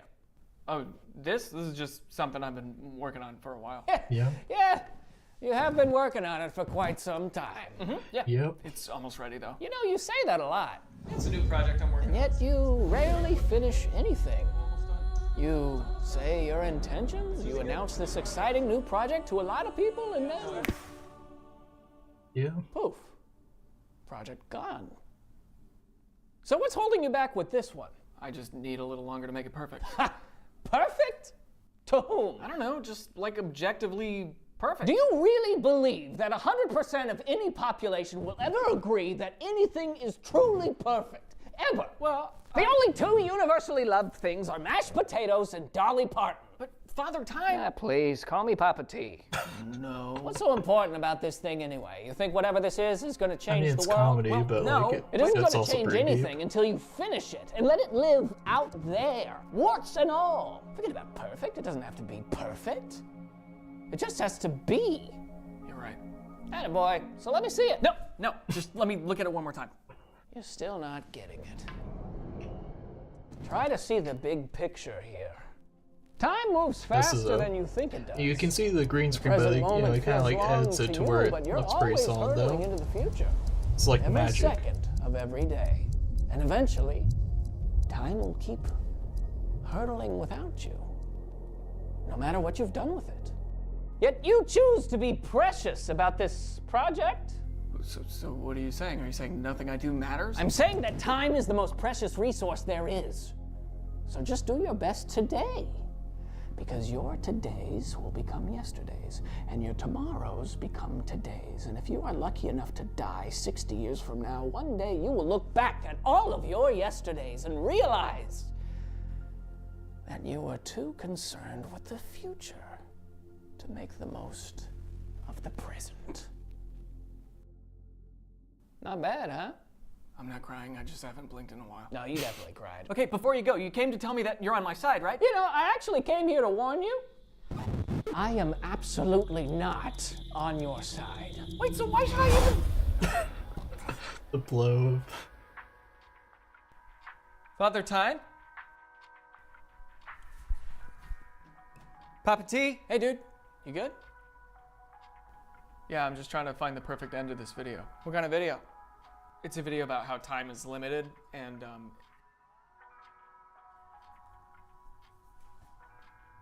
actually I think it's done. Congrats. Thanks. Smash Bros? You bet. And now for the sketch after the sketch, brought to you by Factor. So yeah, no, that's I'd always like had that feeling for like a lot of things I worked on, but then like actually like hey, you're not the only person. You kind of there's other people that experience it, and like even like someone going as far as to make a comedy sketch about it. It was just like, this is the embodiment of a struggle that all perfectionists have, and it's just so true. We can work on things as much as we want, but until we let go and be itself, it will just never be. And it's like, when you say to a perfectionist that like, hey, it's never gonna be something unless you like let it go out there with all of its imperfections, it does like strike a nerve of like, no, it has to be perfect. I can't let something go out and be unperfect. But that's just how it is. Like you can look at like a Mr. Beast video. I'm not into those at all. They make millions of dollars because of all the views and just ad revenue and this and that. But like, I don't enjoy them. But some people could say that's perfect, but I don't think it's perfect. So like, you'll never have a perfect thing that you make. So it just resonated with me of like, yeah, no, it's one of my favorite sketches. One of my favorite sketches.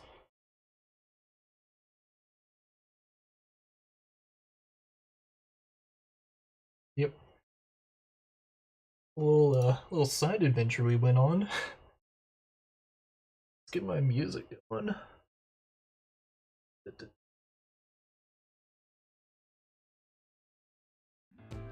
Go. Yeah, exactly. Yeah. That's Papa T. Papa T is never on your side, but Papa T will be honest with you. That is very true.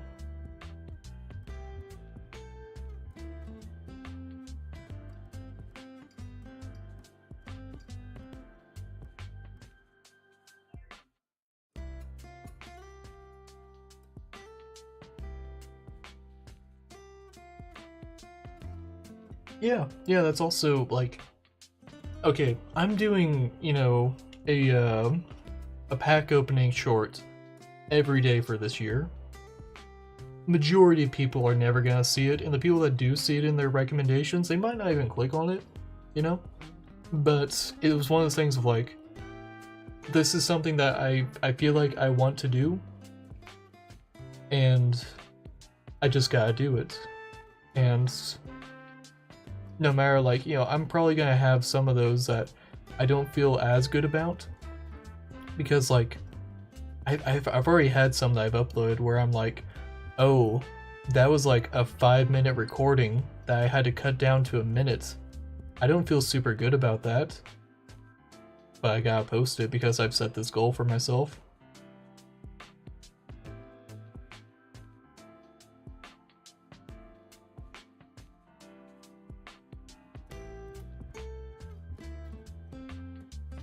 I mean, like, sometimes, you gotta look at the harsh reality of, like, stuff that you make and do, like, 99% of the time, it's not gonna, like, impact someone, like, but when it does impact someone and they're like, hey, I had fun watching that, or this was really cool, it's very meaningful. Like, the effort that you put into something, like, if you can, even if someone doesn't laugh at something, or if someone doesn't, like, find a major enjoyment in it, if they took the time out of their day to sit and watch, even like a few seconds, like, I even look at stuff where it's like, oh, this has, a fair number of views, but the watch time is garbage. at least someone, like, you know, put the effort into clicking on it. Like, that's also, like, something that, you know, as you know, grim as that is to say, like, yeah, maybe someone didn't, like, enjoy watching this enough to, like, stick through the whole thing. I'm still happy that they took some time. Because, I mean, like, that's a resource that's, you know, invaluable. Like, someone taking the time to, like, sit and watch something or have something on in the background, it's very impactful to me. But whoops, what the fuck? Fuck. Oh, I didn't put it on loop. I'm dumb. There we go. It is on loop, right?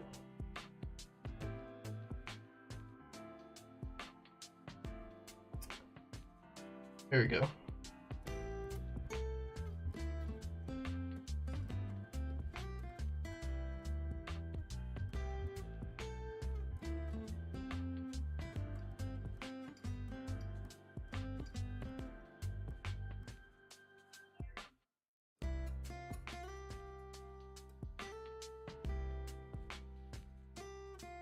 Yeah. So, something that's also, like, difficult for... I mean, like, I've mentioned this before in, like, another video, but, like, making content for Force of Will, unless you're, you know, someone like Jeremy, or you have a very, like, strong, like, you know, hook or something, you're not gonna really make it big. Like, I understand that, like, I'm in a niche, and making videos for a niche, I'm appealing mostly just to that niche. Now, granted, the niche that I'm in is very much, you know, a very supportive community and a very, like, I haven't seen very, like, you know, hateful people in the community for the most part because of how small the community is. Like, the hateful people that are in here usually get singled out compared to, like, all the nice people in here, and that is something that kind of motivates me to make content and continue to upload and do stuff in the community, and also participate in tournaments and all that. And I mean, like, with the skits that I made, like, I probably, if it was just, like, nothing but negativity from, like, the stuff that I made or something, I don't think I could, like, keep making it. Or, like, I don't want to say if no one watched, I would stop, because, like, this is a hobby to me. It's a fun hobby to, like, I don't need the stuff that I have wired up here to do the stuff that I'm doing right now, but it makes it so much more fun to me because I do enjoy the technology of, you know, what I have hooked up here, and it's another cool facet of what I'm doing here. I'm thinking, pinged, 1 second. Yeah, consistency does help a lot. Like, if you're consistent, that will go a long way. I know this is sudden, but here's some. Why is it doing that? You seem to have finished your class. Because I'm on the last video, that's why. That's why I was doing it. Shuffle, loop. We should be good. Or wait.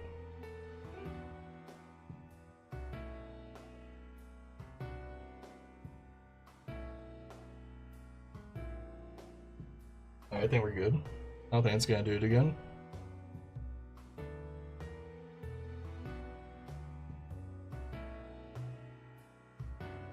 Yeah, that's one of the positives of a niche community, is that in order for the community to exist, there has to be, like, good actors in the community. Like, you look at people like, okay, I don't want to name drop because I feel like if I start name dropping, I'm gonna feel bad about skipping someone. But there's just a lot of, like, great people in the community, and there's some who don't necessarily even play the game on the regular, like don't even like play in tournaments or have the latest cards, but just the fact that the community is just so kind and just welcoming that it's just a nice place to chill. Like I've been in Discords, you know, I use Discord a lot. I mean, there's, you know, what, Facebook and Reddit and all that, but Discord is like the major place to go for Force of Will, in my opinion. But like, I've been in like other Discords and stuff, and like, I hardly ever talked in the main chat. It would mostly just be like, oh, where's the meme channel? Let's go down to the meme channel. This is where I'm gonna hang out. I'm just gonna post memes and stuff. But like, in the Force of Will Discord, it's like, oh, someone's asking how it's going. Someone here has a question or something, you know. Yeah, try to help here, you know.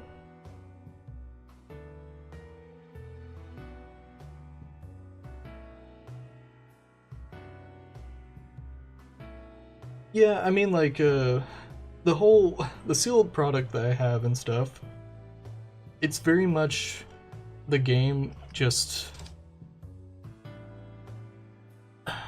The game came out in a time where I was almost between card games, and it came up as something new that took mechanics of games that I liked and just did them better, and that just resonated with me. And then I looked at like, oh, the game is starting. I really want to like get there, you know, at the ground level, so that definitely like helped. And then it just continued from there. And I remember, you know, the Castle of Heavens and the Two Towers. That was the set that I realized that, oh, I have every card in this set, a playset of it. I still have a box. I don't need to open that box. And then I just, you know, started, you know, collecting from there of like, you know what? I should do it like this. It's never gonna be as big as like, you know, Magic the Gathering or Pokemon or Yu-Gi-Oh! You know, as far as their sealed products are worth, but like to me, for the sentimental value, I was just like, I want to have every sealed product that I can for this game because, while it does have its faults, it's not perfect. I just enjoy it so much. And then with how the community is, it just hammered on home that this is a good vibe for the most part, and I probably won't find that in other card games because of like, you know, you look at like Magic, Yu-Gi-Oh, and even Pokemon, because of how big they are, there's just different like communities and stuff, and those bad actors can just bounce between different groups. And you can't really do that in Force of Will. You can't bounce between different groups for the most part. There's like maybe 3, maybe 4 big groups for Force of Will as far as communities go. And if you kind of like, you know, taint yourself in one group, it's probably gonna like trickle into the other groups because a lot of the people that are in one group are in another group, or they're in all 4 groups.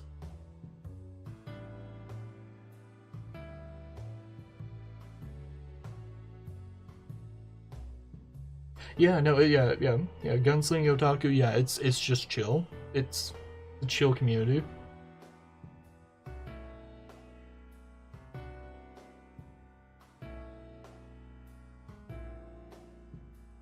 And yeah, you can say, you know, Force of Will is better than Magic, but like, it's just the fact that Magic is so fucking big that nothing it could do would cause it to fail.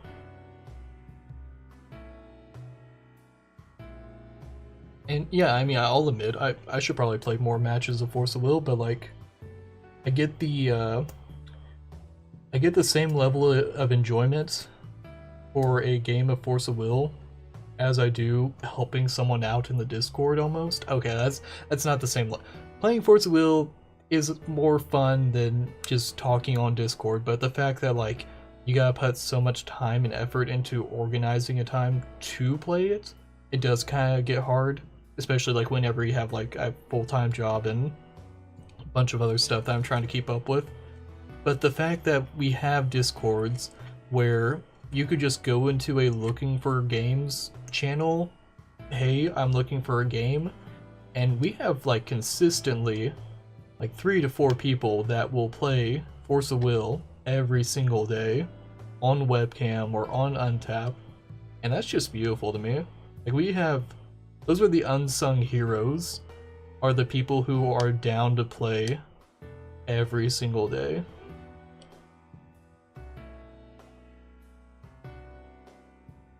Oh, sounds good, man. Yeah, no rush, no rush.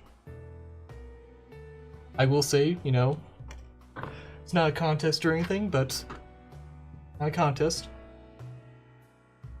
Omega Zero already, you know, is already ahead of you.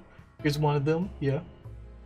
It's like literally ready. I just need to cut the trim off. Not judging, not judging. Yeah. I mean, like,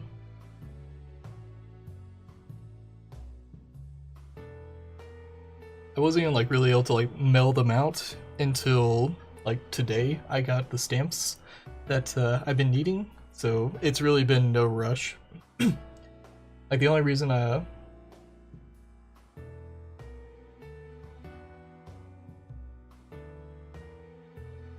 hey, you know, that's fair. That's fair.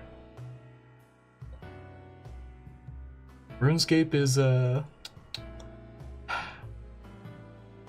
okay, so RuneScape is weird because I feel like our generation that like grew up with RuneScape are the only ones who will ever like properly like appreciate RuneScape. And I feel like the people who start playing, you know, RuneScape these days, they gotta get in there like super young and understand the value of how chill RuneScape can be. I don't know. That's a take. That's a take.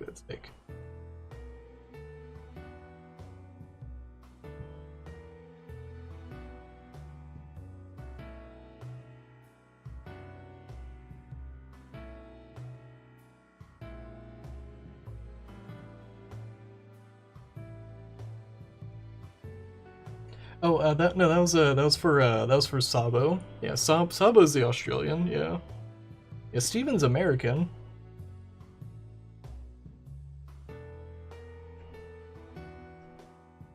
Yeah, Sabo's Australian, and Halo is Halo. What's the country next to Australia? Is it New Zealand?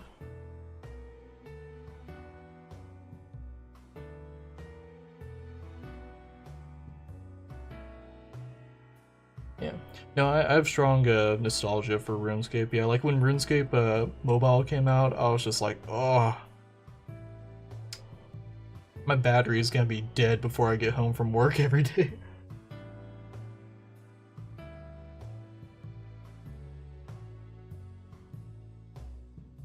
Dude, okay. Same, and like, wait, Australia too. But yeah, no, same, and like, we had a, obviously, family computer. I just had like Linkin Park albums, you know, on CDs, just like playing the whole time. No headphones, you know, just had Linkin Park, you know, just blaring out those cheap little speakers. As I'm like grinding away at mining. Super unfitting music for what you're doing.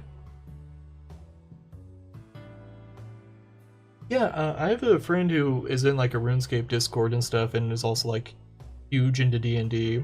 Partially my fault for getting him into that. But yeah, he was like, you know, I really want to like run a D&D campaign for RuneScape, and then that came out, and it's just like, oh, maybe we just do that.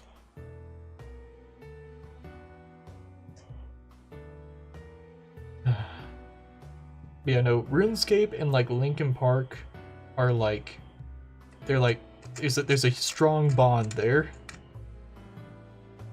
Blink-182, yeah. My Chemical Romance, All American Rejects.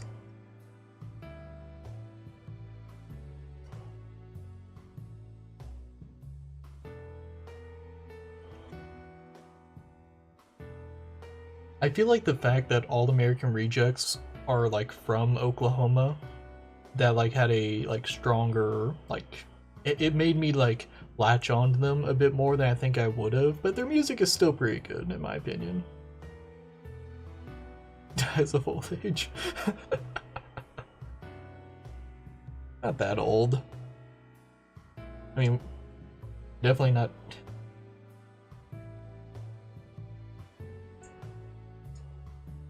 Oh.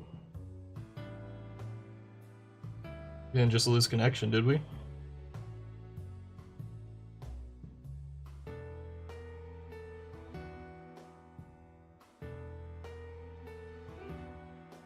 Good? I think we're good. Is the stream still going?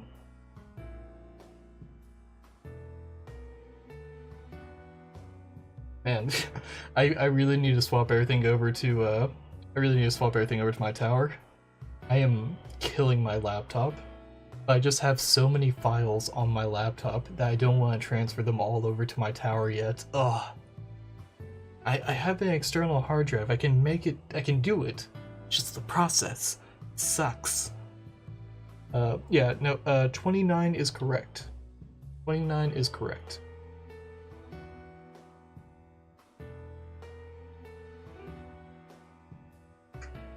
Right on the money.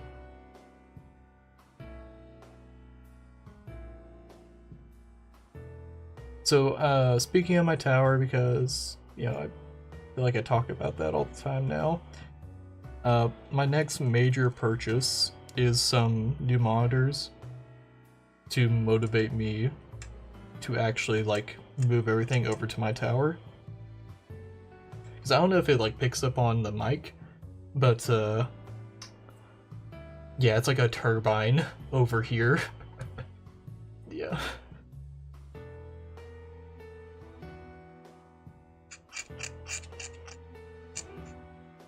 It might be killing my... Oh, I need all that open. Fuck. Stress testing. Stress testing. Yeah, no, it wasn't you guys, yeah. No, it's my laptop, that, I'm refusing to let die. I need to, though. Like I said, my next purchase is gonna be, some monitors to motivate me to just swap everything over to my tower. But my tower would handle this no problem whatsoever. Like, oh, man. This is good though, because I did talk earlier about possibly streaming some matches, and I love this, you know, setup that I have here as far as, like, you know, having my, you know, Sony a6400 capturing the video. Obviously it's like zoomed in, but like great quality as far as the image goes. I would like to have that and then my opponent's view, similar to how I do like my online GP matches, how I did those videos. I'd like to have it like that for streaming purposes. So having a second camera that only the viewers would be able to see, that'd be great. But obviously, I need to put everything onto my tower, so that way... How hot is my laptop? That's toasty. That is toasty. If I owned a cat, this laptop is on its side, so that way, you know, the air circulates better. Not on its side, but it's like propped up. They would probably turn into like a spider cat just to lay on this. Oof.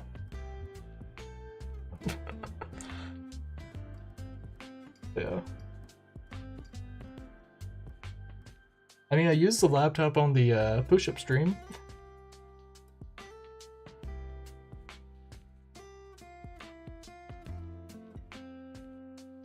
Yeah, I mean, like, a Google Drive would work, but I just like the idea of, here's my files digitally, but like physically.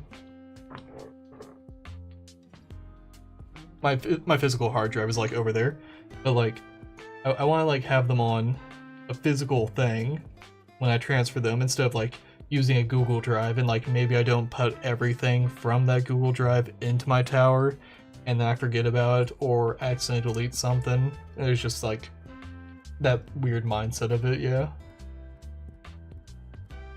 Oh, yeah. Hey, Patrick. Good night. Decide on your proxies. You get your tokens going too.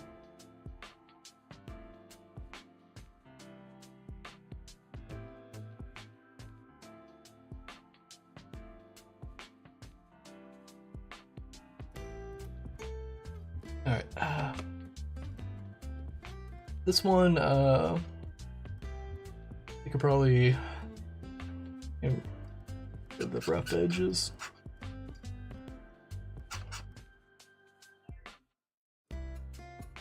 You gotta get a good screen. Here's what we do, Patrick. For your free token, you commission an artist to draw your character.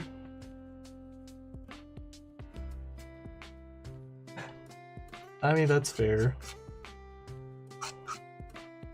How many do you have? Is it 2? I mean, you can always do like 2 different ones. G-pose? What's a G-pose?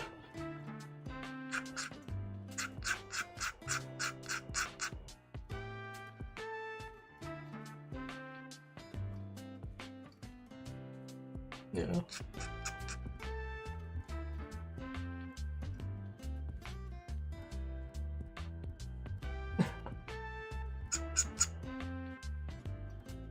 Yeah, and Patrick, I know, I'm asking you about it, but like, no rush. I'll make it whenever. I just wanted to like make sure that, hey, you know about it. You're not forgetting about it, or I'm not forgetting about you. Yeah. Oh. Yeah, I don't play Final Fantasy 14. I'm not a big MMO guy. Despite, like, well, RuneScape is like a special place. That's just nostalgia.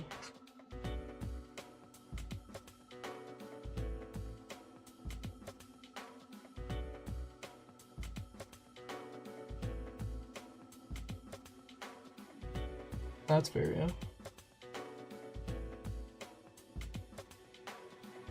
Huh. Yeah, no, that's pretty cool. Oh yeah, so, yeah, no rush, Patrick, no rush, no rush.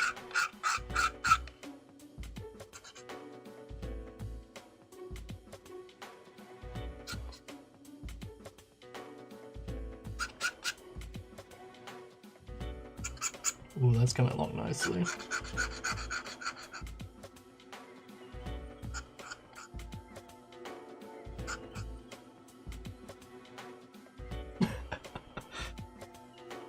Well, you gotta have a hat, you know.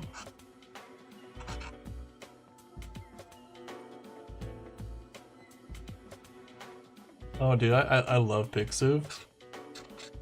I like it so much more than Twitter. You don't have like random bullshit for the people you follow, it's just the artwork. And you don't really get recommended like random bullshit. You can just have a feed of like, here's the new artwork for the people that you follow. It's great. Okay. Sleep time, Patrick. Get some sleep. I don't know if it's cold where you are. Well, it's probably it is cold where you are, right? Yeah, stay warm.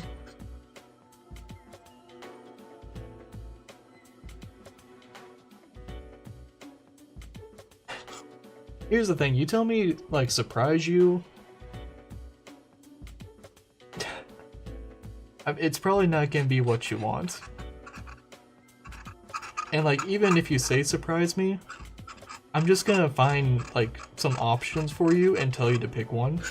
Like, Robert, for one of his tokens, he was just like, yeah, I want this, and you can just kind of, like, pick whatever artwork, and I'm just like, I'm not just gonna like send you some random artwork on the off chance that it's like, oh, I don't like this. I gave him like 10 examples of like, you know, hey, here's 10 images. I can make a token with one of these, you know.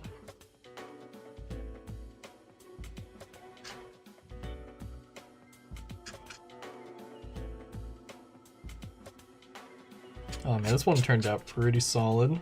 It's a little rough here. And after the stream, I'll probably go back and smooth it out a bit, but like for the most part, pretty good.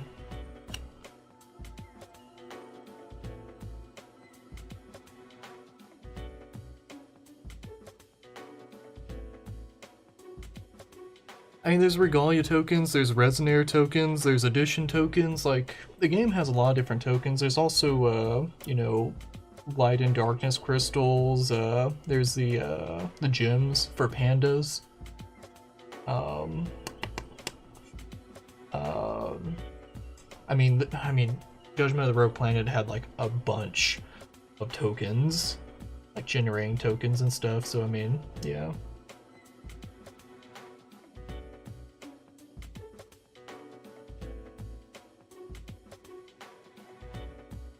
Yeah, old school Force of Will didn't have a lot of token generators. So that would probably be like, you know, Will Coin. If you play with the rule that all the, like, you know, all rulers have a Will Coin, there's that as an option. You want like a custom Will Coin. And I mean, like, look, like a Omega Zero, you know.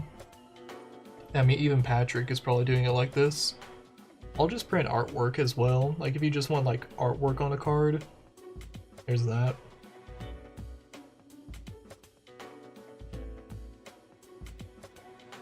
But then you have stuff like this. Oh, this is dusty. To be fair, like, this is one that didn't get used. I print off extras in case there's, like, a printing error or something.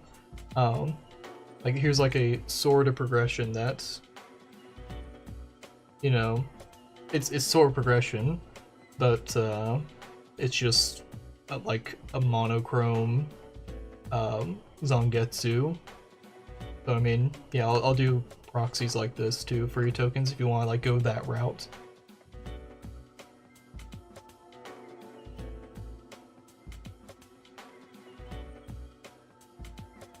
Yeah, like, and you could do a Will Coin, like, you know. Yeah, but I mean, it's not gonna be a counterfeit. I gotta change it up if you want to do a Booty Cat. But yeah, like, Will Coin is a smart move because if you do one without like the will symbols and you just like, you know, here's art and use that as a Will Coin, it's kind of timeless because Will Coins will, I like to imagine, would always be a thing. Yeah.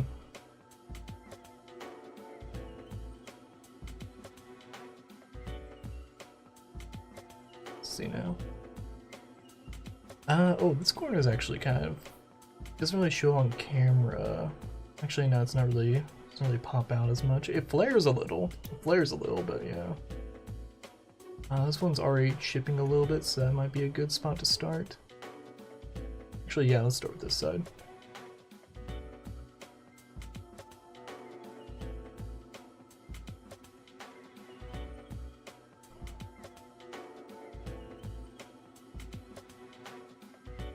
Ooh, there we go. Look at that. Show on camera. Oh, there we go. Very nice. That was an easy one.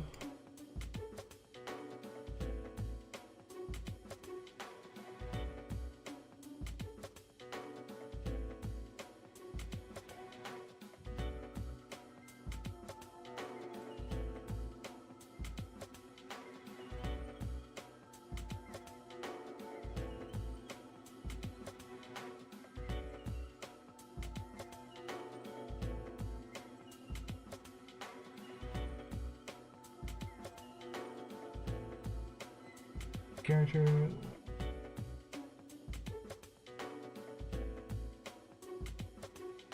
What's the name of the character? Are you talking about like the anime Overlord? I think you mean Albedo. Like, you said Overlord and I was just like, do you mean like a character who's an Overlord or like the anime Overlord? Yeah. Gunsling Otaku beat me too, yeah.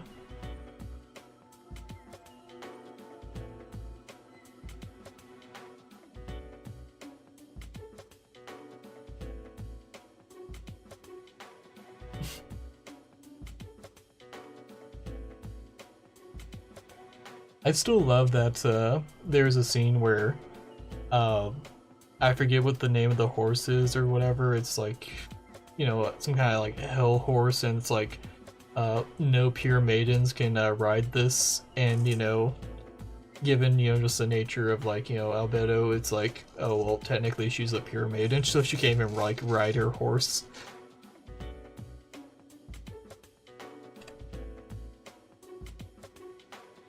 Goblin Slayer, okay, season 1 of Goblin Slayer, CGI, it grew on me, and I was accepting of it, and they didn't like use CGI like a whole fuckload, just like on parts where it's like, okay, you kind of want to get some CGI going there, well, my chat wasn't live, that's why I was lagging behind. So I got, grew to enjoy it, even I read the manga first, and season 2, strong start, no CGI. What the fuck happened with episode 4? Like, it was like the B team was animating it or something. I have no idea what the fuck happened. It felt rushed. The art was bouncing all over the place. Thank God it was like during the night. I was just like, oh, please tell me the rest of the season is not like this.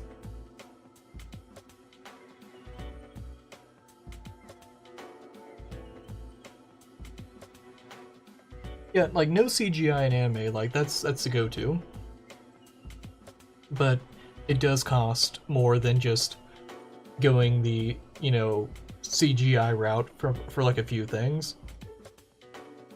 But I feel like with Goblin Slayer Season 1, they used the CGI to their advantage in some areas. Like they had some really cool shots that would not necessarily be easy to do if it wasn't for CGI.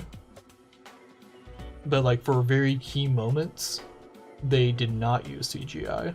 Like they were like very mindful of where they used CGI.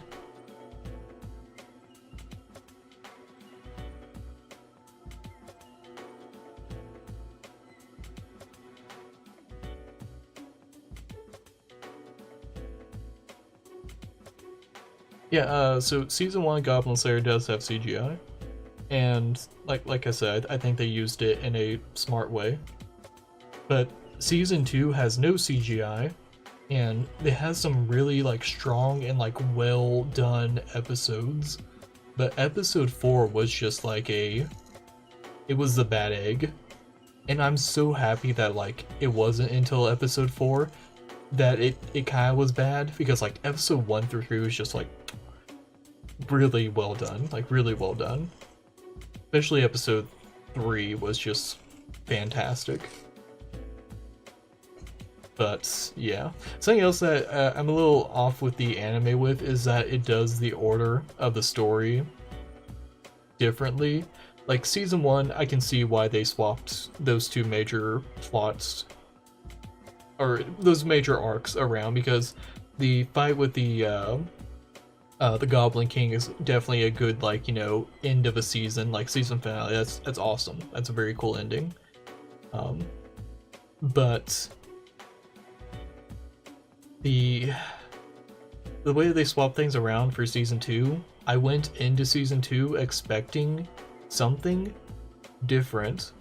I'm not gonna spoil the manga. And I was thrown back a bit, and I went back and like read the manga, and I was just like, fuck that, did I skip a chapter or two? Yeah.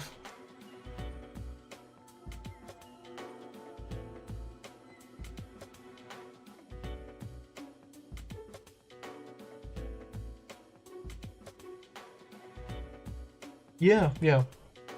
I feel like I almost think that season 2 of Goblin Slayer was like animated by like a different team than what was in like season 1 or something, and like the season 1 team might have been given a different anime to animate for that season. That's my guess. Or maybe they did the first like 3 episodes and then it got passed to a different team, and they were like, okay, well, we don't want like a super cool thing to happen, which I think season 3 is going to pick up where season like 1 ended, as far as like in the manga, as far as the continuity of the manga, because I feel like they set, I don't know,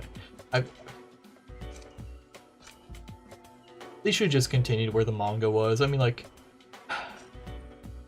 it's such a cool fight. Yo, how it do? We are delayering cards for proxy bases.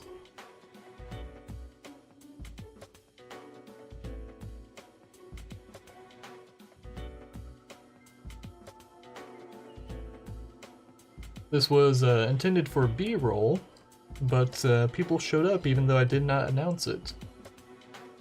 I mean, like, I did set the, like, I'm streaming at this time on YouTube, but I didn't, like, announce it, like, in the Discords or anything.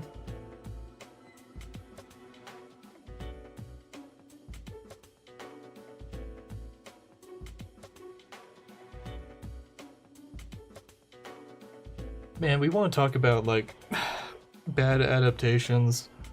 Can we ever get, like, another good adaptation of Berserk? Because I feel like we never will. I say, well, there's been fan, like, animations that have been, like, very, like, ooh, that was really well done. We're never gonna get a season of that, because this is a fan animator, but, yeah.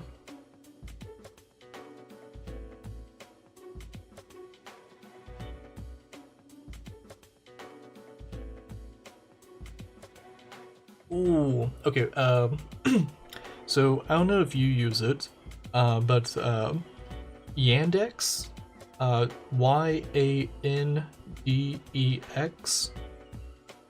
reverse image search. Drop that image in there and you might find a version of it without a watermark. Just saying.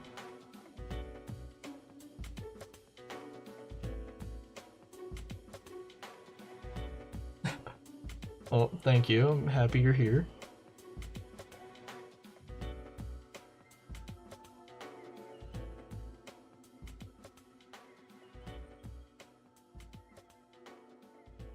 I mean, like, Berserk does just continuously get gruesome.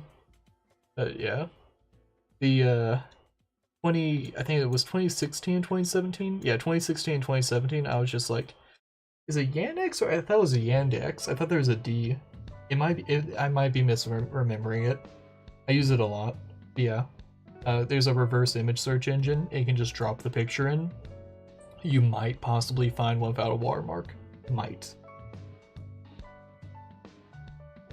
Yeah. No, I used to play that. Yeah. Yeah, those were good days.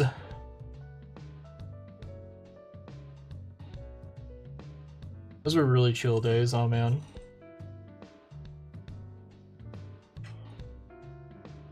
Okay, so it is Yandex. Okay.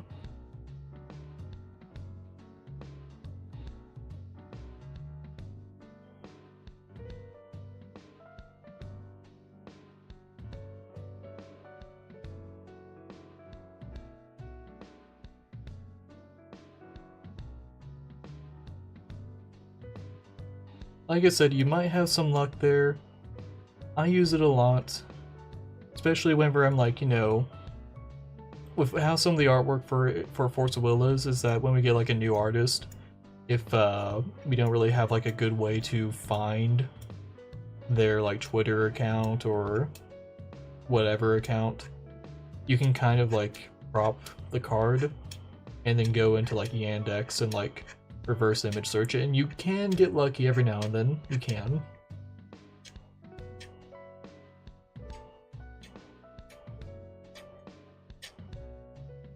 It's very handy. It's not like my go-to tool for looking for images, but I have used it a lot in the past and still continue to use it, but yeah.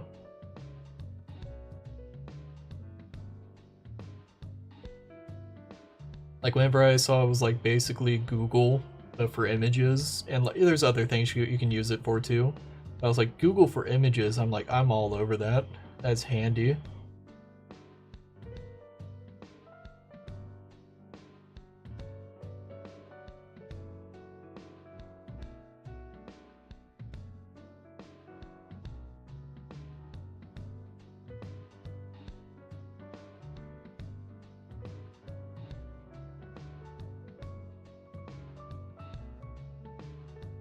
Yeah, no, yeah. I do feel bad for the Yu-Gi-Oh artists that you'll never like truly know who did the artwork for it. Well, at least for like some cards, you know, some obscure cards. I'm sure there's like some who are like, you know, oh, that's the person that, you know, drew Dark Magician or Blue Eyes or something, but there's some cards where it's just like you might see the artwork like appear on someone's, you know, account and like maybe they drew it. Maybe.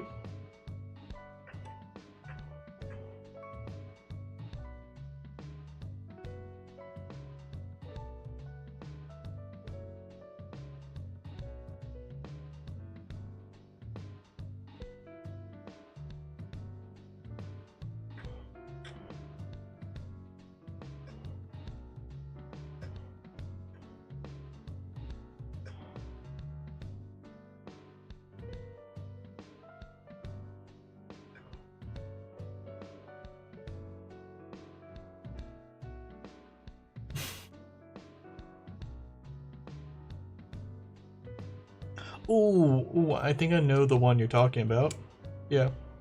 I think, oh shit, what was, it wasn't like Bathwater something, it was Bowwaters? Was it Bowwaters? No.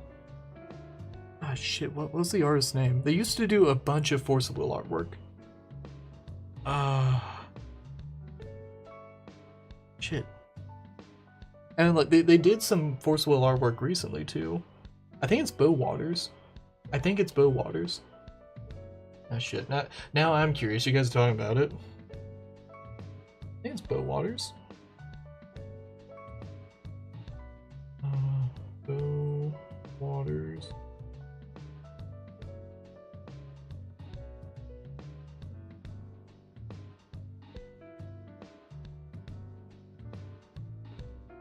Was it Bowwaters?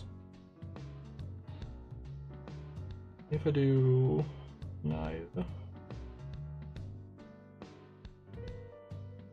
I thought it was Bowwaters, it might not be. See, now I'm all curious over here. Oh wait, that might have been it.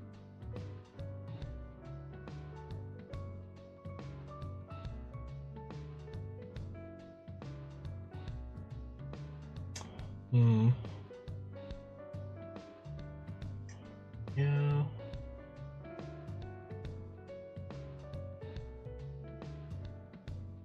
Mr. Bowwater. Mr. Bowwater. Okay.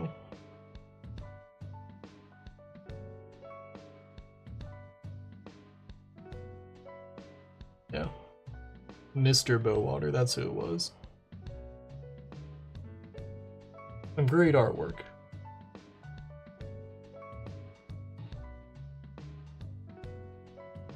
How long have we been going?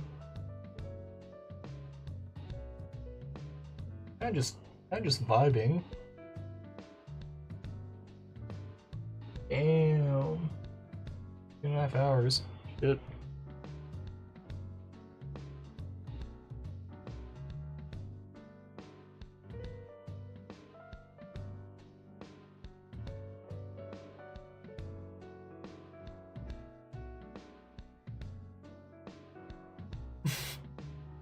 True.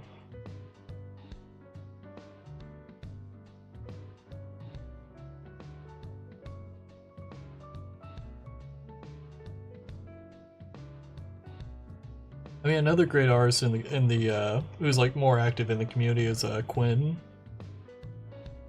Makes some very cute artwork.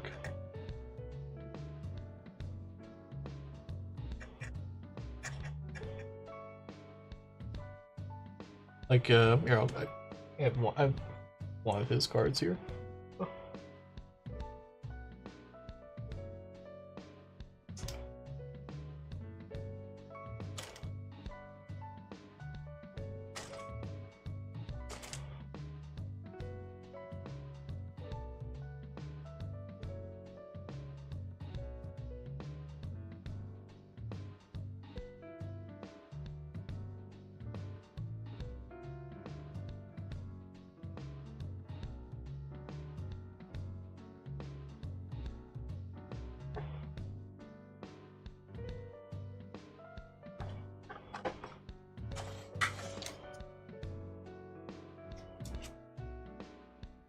I thought I had one of his cards here.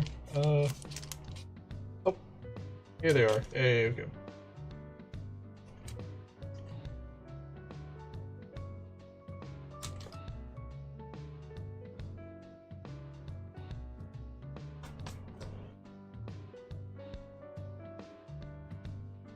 Yeah, so this is like super dusty. I've left it like out in the elements, and by elements I mean my room in front of my laptop whenever it gets hot. So it's a little warped, but yeah, made like a chibi Carlina. Oh, this was one of the ones I fucked up on. Yeah. So this is pretty sure this is the J roller side, but I misprinted and I put the same artwork on the, oh wow, that is faded. Oh man. Oh, the heat of my laptop did not treat you nicely. I'm so sorry. Yeah. Yeah. Yeah, no, Quinn's awesome. Quinn does a lot of great artwork, and yeah, he's doing Order Naya, and then he's also doing well, he did an Order Naya, but he's also doing artwork for I think another Naya card. Yeah.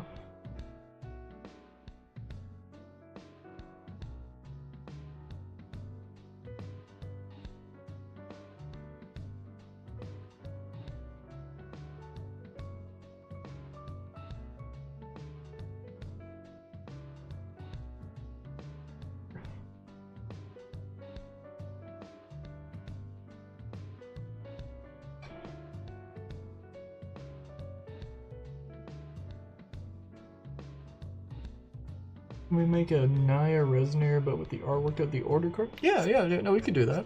Yeah. I mean, you have 4 tokens that you won, so what's your other 3?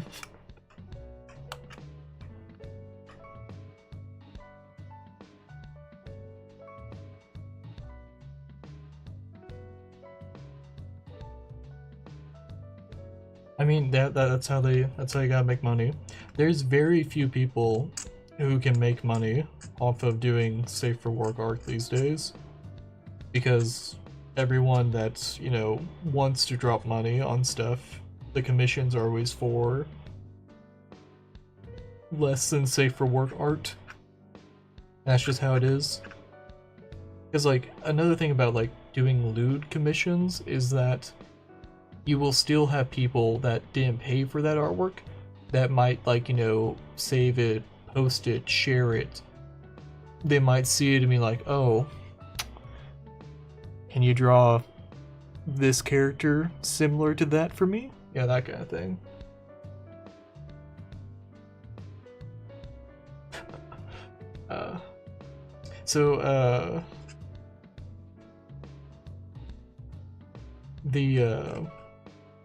I'm not gonna spoil it.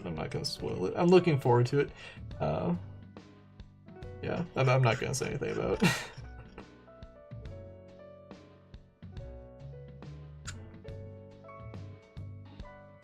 Oh, you just want to do a playset?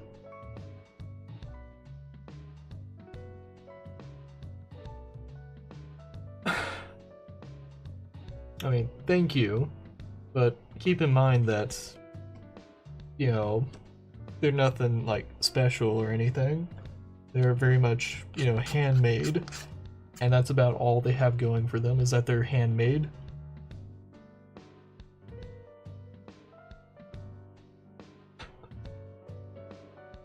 Man, I do love Infinite Matchstick. That's just such a dumb meme. Love it.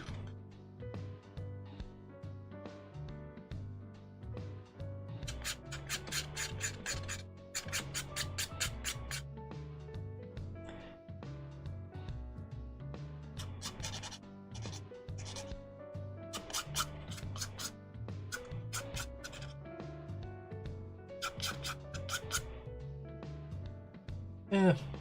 So this one has some ridges that I need to smooth out, but I don't hate it as is now, so I'll come back to this later after the stream, but that's another proxy base down.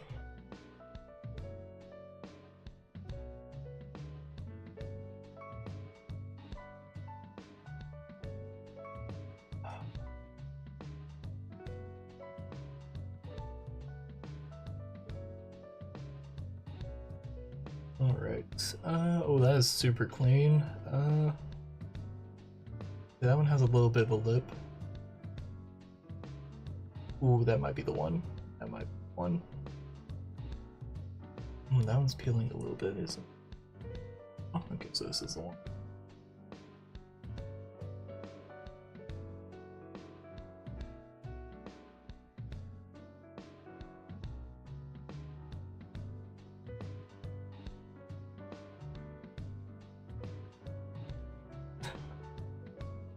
I do like the Demon Slayer ones. I use those to make some, like, sort of demo decks.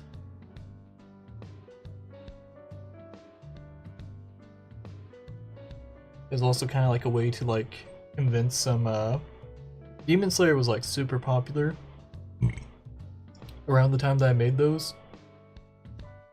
And it just so happened that there were enough characters that, like, semi-aligned with the different attributes, and I was just like, this is perfect.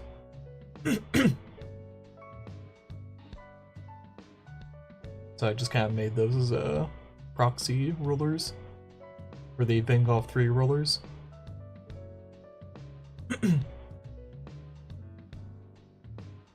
Oh, do you have an idea? I think about it.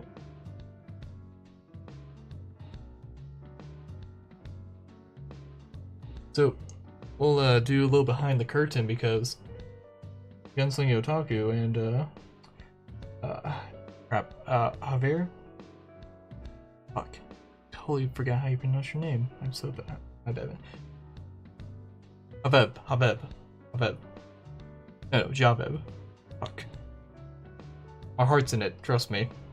You guys get to hear about how I do my double-sided cards. So,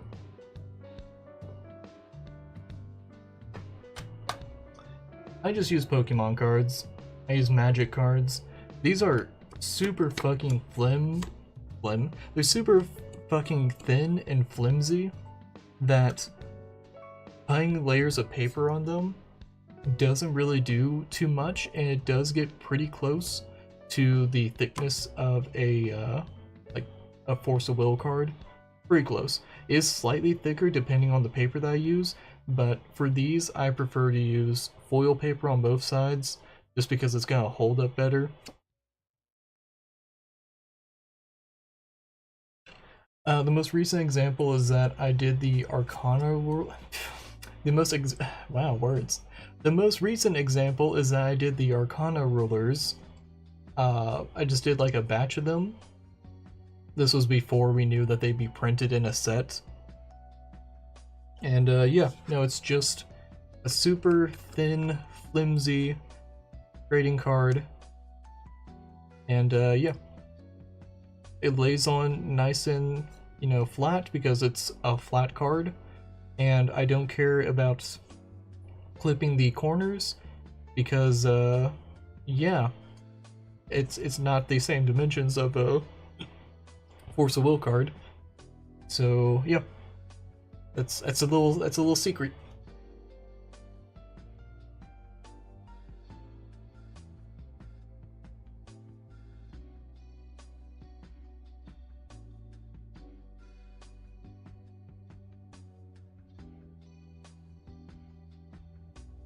Oh no, the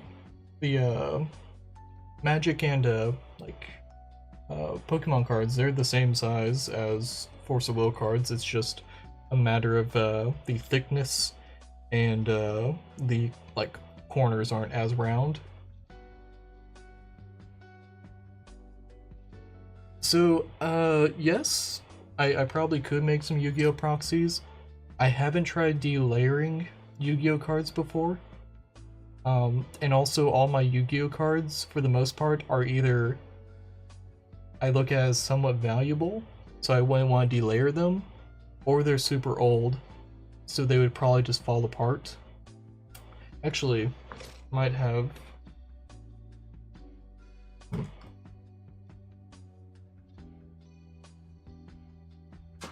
That's a deck. Oh.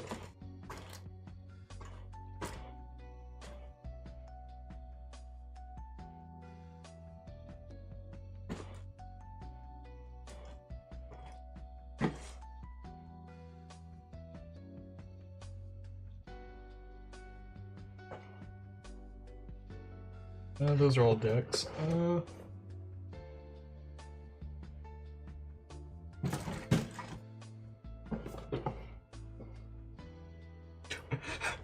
So you want to see how much of a seal collector I am? It's just a bunch of Yu-Gi-Oh booster packs. Yeah. So I don't have any like newer Yu-Gi-Oh cards that aren't either in decks or still in booster packs around.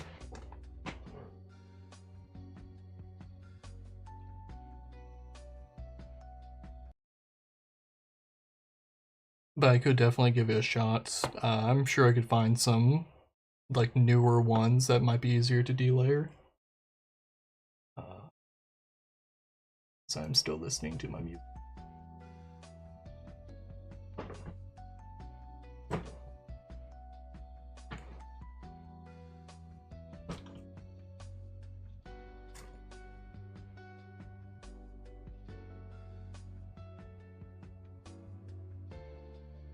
Oh yeah, no, you don't have to send me like Yu-Gi-Oh cards. I'm sure I have some that I could like try delayering with, and I'll let you know if it feels about what I could work with.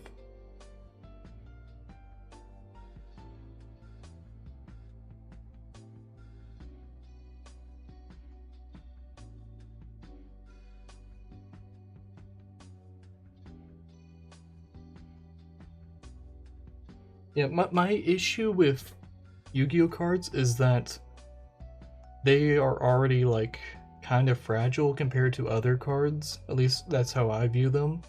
So it would probably have to be like a really new Yu-Gi-Oh card in order to like delayer it properly.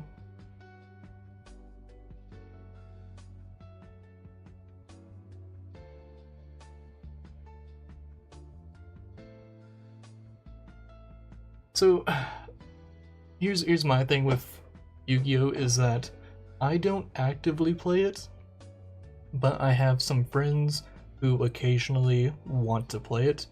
So I like to have decks just on standby. They're not competitive whatsoever. They're not even like modernly. They're not even like, yeah, I could not take them to a tournament and feel good about it. I would be bottom of the barrel with those decks. Yeah, but like it's a very like casual, here's just a bunch of Yu-Gi-Oh decks I just have on standby. And it's almost similar with Magic, except with Magic, it's mostly just commander decks that I have on standby. And then with Pokemon, I have one deck that I even care about. Because, no offense to Pokemon, but Pokemon is very much a, you take your turn, then you can get on your phone for like a few minutes while your opponent takes their turns. There's no interaction there, so I'm just like, I'll just have the one deck that I care about.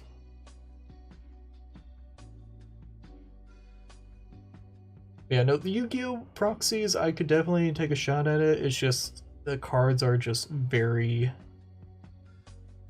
You gotta treat them with care, as is, so like, delayering them, it's gonna be... Yeah, that'll be a challenge.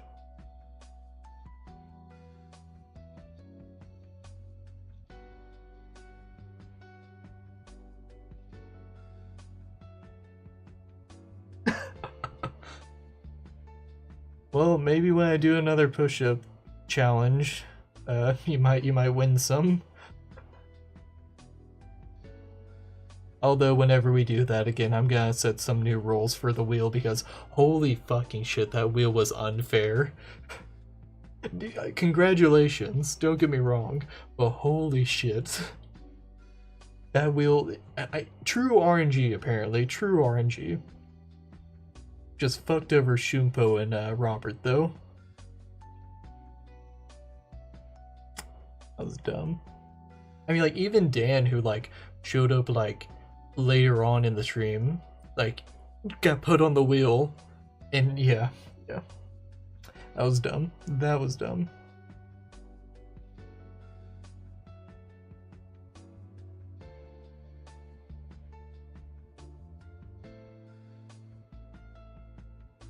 So the the topic of using some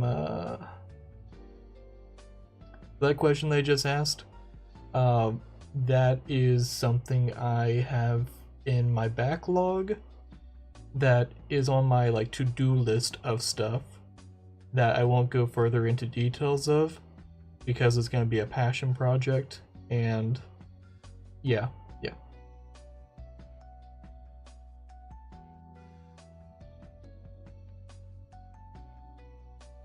Yeah, no, we're also going to use a different wheel.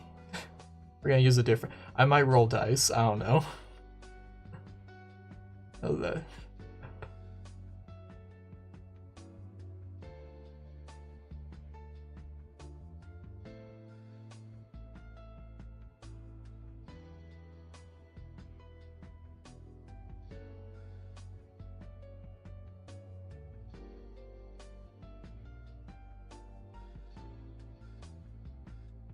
So the passion project is a matter of I've made skits before, and they are very much like short skits, like you know, the Wolfgang OTK I would argue was a bit of a skit, but it was really just like showing off the combo.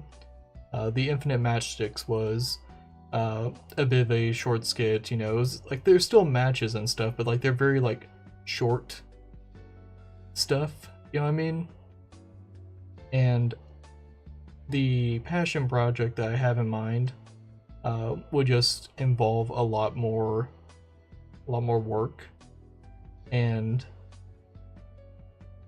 yeah, I don't really want to go into like more detail than that because it's something that I've had it's something I've had like in the back of my mind. Every like other day I'll be like, okay, let's put some effort into this, and I'll hit a bit of a roadblock, and then I'll drop it for a bit, and then I'll come back to it, and it's like slowly but surely getting made, but it hasn't like, we haven't like put wheels on the road yet. It's like the car is getting designed right now, that kind of thing.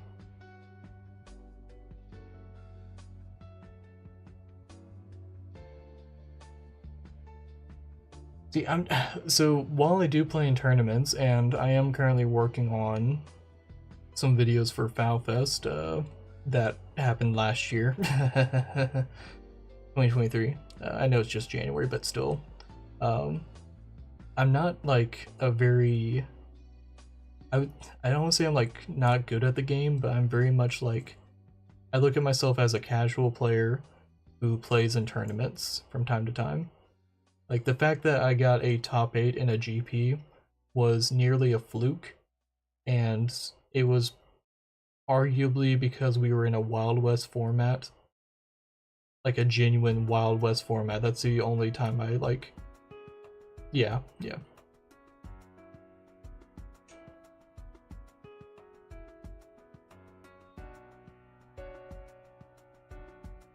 Oh, are you doing like a... You doing like a side deck card or something? Side deck? No, extra deck. I don't know why I called it a side deck. You doing like an extra deck card or something? Because I mean, like I'd be down for that too. Yeah, I mean, I did say, I think I said somewhere in my video about the giveaway was that, you know, I'll do a magic card, whatever, but it's gonna be on a Force of Will back. I mean, that same thing with like Yu-Gi-Oh. I'd be cool with that. But I'm also cool with like, you know, testing out some delayering on a Yu-Gi-Oh card.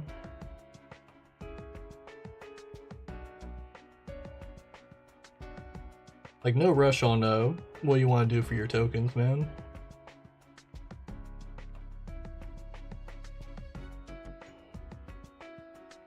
Like, Omega Zero just gave me some artwork, and then I think it was Dan who just said, you know, hey, could you make me X token?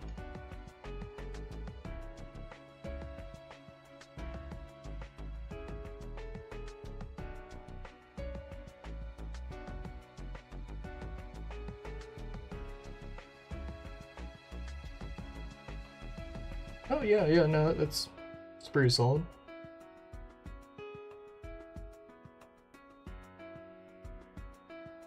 Yeah, I mean, like, I look at myself as, like, a casual competitive player.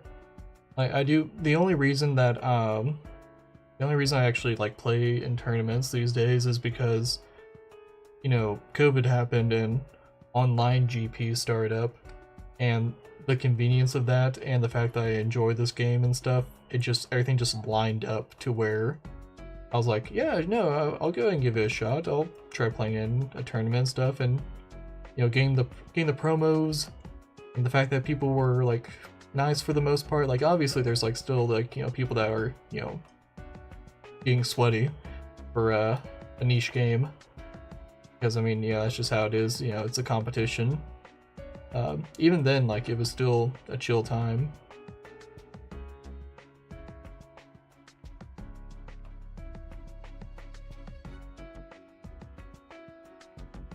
These are life point cards. No one's gonna use them.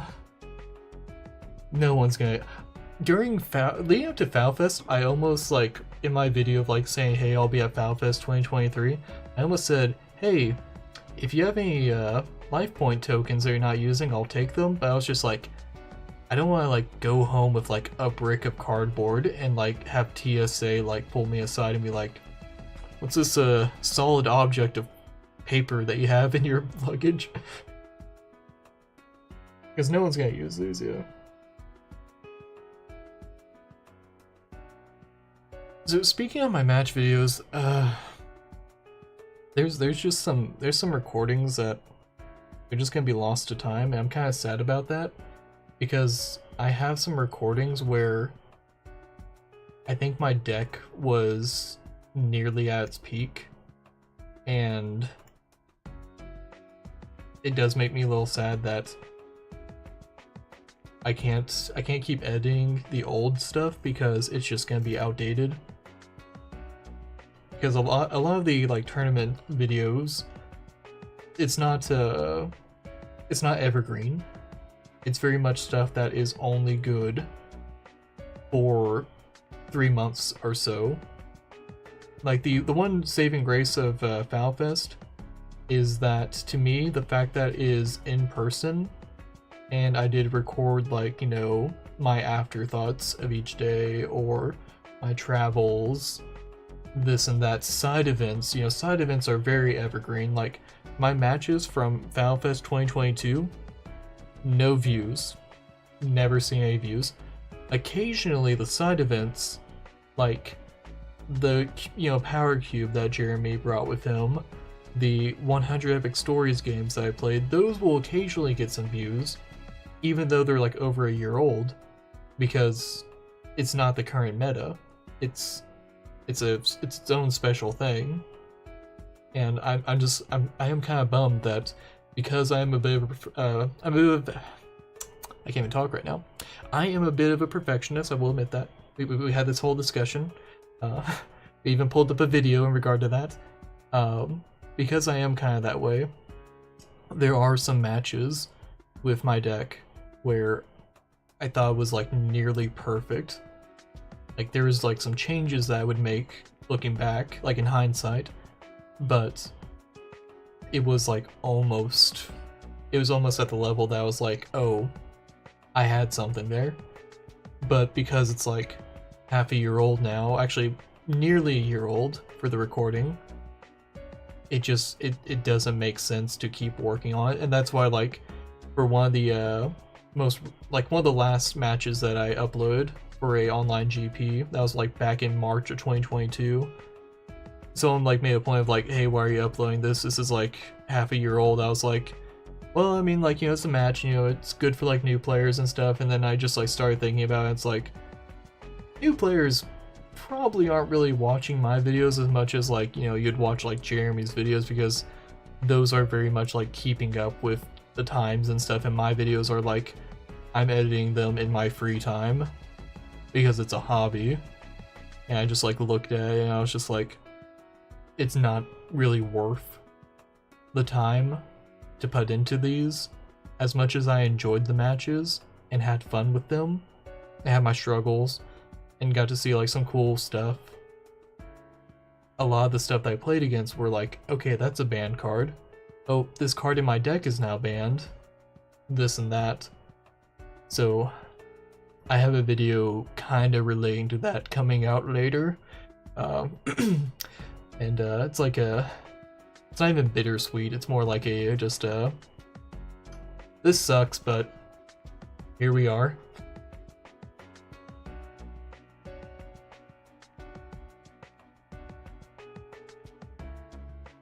Yeah, no, that's...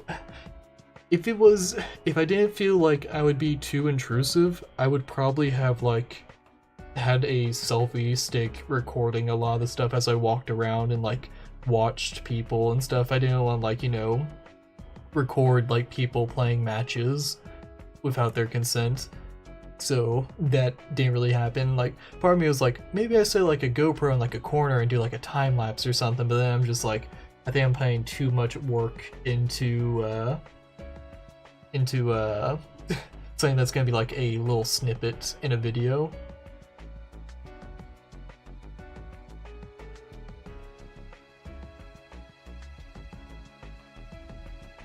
Well, yeah, I mean, like, and that's the thing, that there's just, you know, like, nostalgia plays a huge part, but like the videos that I upload, you know, that are like, you know, half a year old, or, you know, my deck, which isn't very, like, meta relevant, it's very much a rogue deck, it's only gonna, like, garner so much attention. Like, I feel like most of my matches that people watch were more for the decks that I play against, rather than seeing what my deck could do. And, I mean, I'm fine with that. Like, I have a deck that I prefer, and I play that deck. But yeah, I was like, I don't think it's super worth to, like, show, like, okay, here's what this deck looked like at its peak. But that peak was half a year ago. It's like, ugh. But yeah, like I said, the exception is the, you know, in-person stuff with, you know, going to FalFest. Like, that's more than just a match. To me, that's a experience of, like, being there with everyone, and kind of like, and it's almost like an appreciation of having gotten to, like, hang out with everyone there. And that and that's something that, like, I want to capture and share.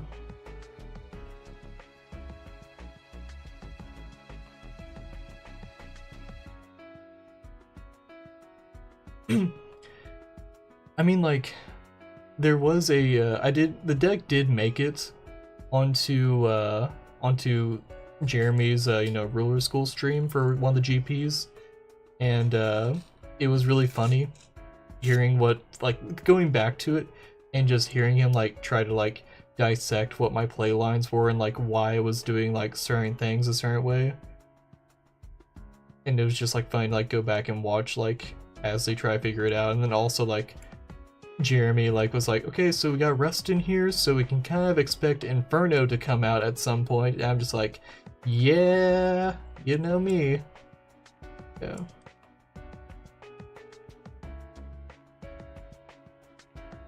Yeah. And I mean, that's that kind of showcased, like, how good the deck got at a certain point. And I'd like to imagine also, like, me as the pilot, how good I got at a certain point. But yeah, like I said, I feel like there's some changes to it I could have made to, like, make it better. But yeah, I feel like it's a war lost to time, is how I look at it. It's like I don't know what to compare it to. Yeah, I guess a war lost to time is, like, the best way to describe it.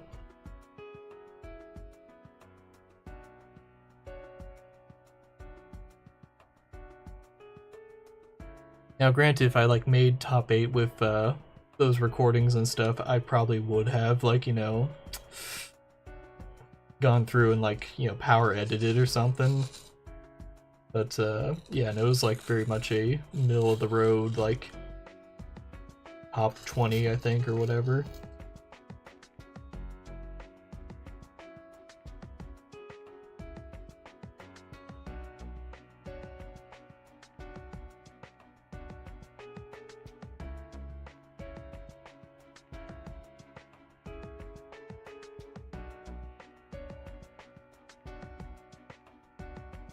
Yeah, I mean, like, there's like, you know, the matches are very, like, back and forth in Force of Will, or, you know, in my case, explosive at some points, depending on, like, how my turn goes and who I'm playing against, or what deck I'm playing against, and that is very surprising at times. But, Profit or Peril has some evergreen, value to it, because it's not a matter of, oh, here's the current meta. It's a matter of, oh, does this person make money off of this purchase that they had? So there's level evergreen. The proxy making videos are evergreen because they're educational to a degree. I mean, okay, I want to say, well, you can learn stuff from them. You can see the process of it. That's evergreen. You can come back to it, you know, years from now, and you'll still watch it. I mean, well, people will still watch it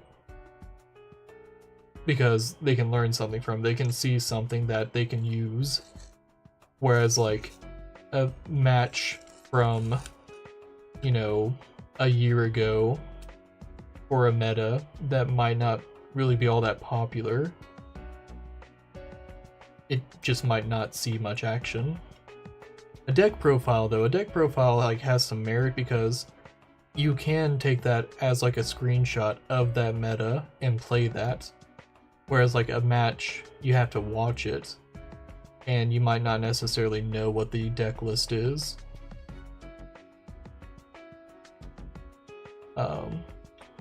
So like the progression series that Jeremy is starting, that's gonna be evergreen content. Like, people joining Force of Will now could go and watch it and have some fun with it, because while they didn't necessarily play during that time, they can kind of like go and see what it was sort of like. Or like a draft video, like let's say I made like a video of me and some friends playing like a draft or something. That's evergreen because anyone could go and like get a booster box and play a draft of Force of Will. Like, some examples of, like, you know, let's say I did like a hot sauce challenge or something. It was like, you know, when we take damage, we do like some hot sauce dabs or something. I don't know. That would be some evergreen content, because it's not just that set that is having value. There's a challenge tied to it. And, you know, like, yeah, like I said, like with the Profit or Peril, the challenge is, did I profit or did I go into peril? So there's that. With the progression series that they're doing, there's nostalgia of the cards, but then it's also like a sealed pool of cards. Dude, I really want to do Hot Wings featuring Force of Will. I really do. I just need to get some friends that are interested enough to actually do it.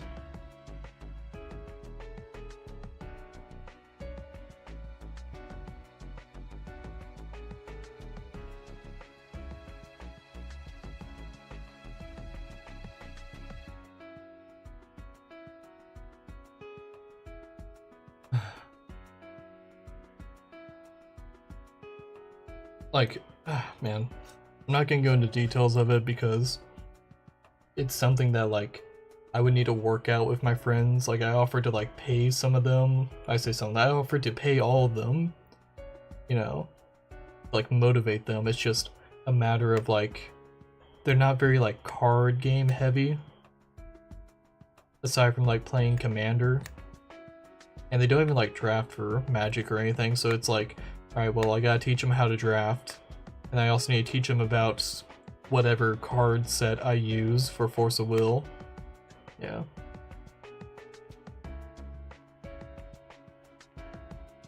Yeah, no, that's part of it is like, you know, either you play through the match and deal with the heat, or you lose because you couldn't handle the heat.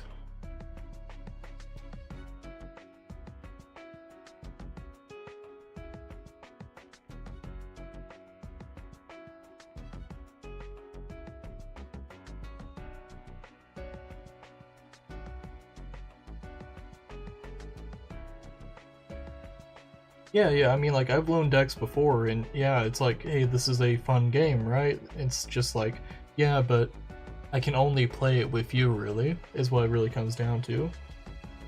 Like, I mean, that's how, like, you know, the game, like, you know, quote-unquote died, is that it eventually became, you know, this is a fun game, I can only play it at this LGS, I can't play it at other LGSs because other LGSs only play the big three, or whatever the new flavor of the week is. But the fact that like Force of Will has like lasted as long as it has, being a original IP that really only just takes inspiration from fairy tales, mythology, etc. Like, it shows that it has staying power. Like, the game refuses to die, you know, that joke and all that. So, to a degree, I'm fine with it as is. Like, if the game doesn't grow to be like a big three contender again, I'd be completely fine with that. Because we have such a nice, tight-knit, I don't want to say tight-knit, but like close community of like, you know, when someone makes top 8 at a tournament and I know who they are because they've talked in the Discord or whatever, it's like, okay, I get it. They're a good player. Good job. You know, Joe Smo from, you know, makes top 8 at Yu-Gi-Oh! Or something. It's like, even if I was playing Yu-Gi-Oh! I wouldn't even necessarily know who they are. Even if I was like actively playing in tournaments, like, would I really know who they are? I don't know.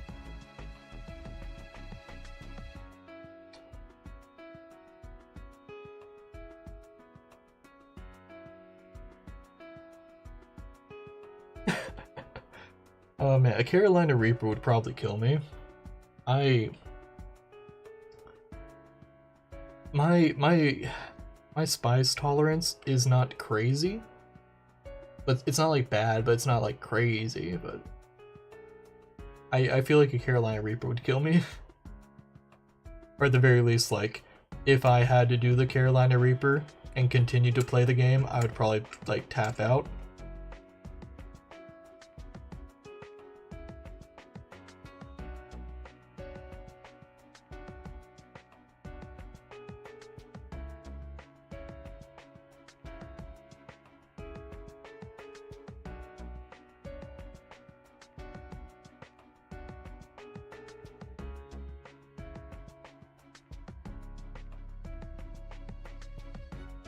Speaking of money, that's one of the things that, like, I feel like Lorcana might not actually last a whole hell of a long time unless Disney, like, puts, like, good resources into a tournament, like, scene. Because as it is right now, it's more like a collectible card game. It's more of a collectible card rather than, you know, a trading card game. I don't know what I'm trying to compare it to. It's more of a collector thing than it is a game that you can collect, because there's just not like some major like tournaments that at least I've heard about. I feel like if a Lorcana, you know, Grand Prix or something was happening, I feel like that would make headlines or something. As far as I'm aware of it, there's not like huge competitive scene for Lorcana. And it's mostly surviving off of, you know, it being Disney.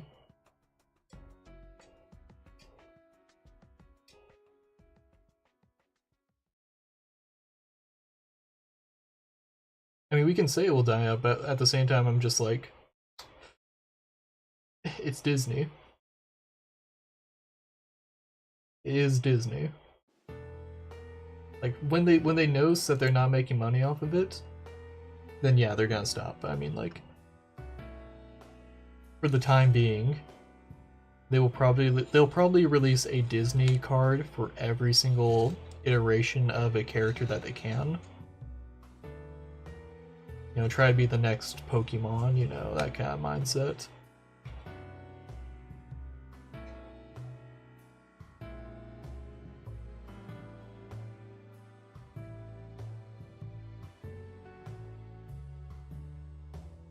The fact that the first set of Lorcana came out and people realized some balancing issues, it really didn't like help the game in my eyes. Like a company as big as Disney didn't put enough R&D resources into, you know, a card game for that they were trying to like release as a TCG.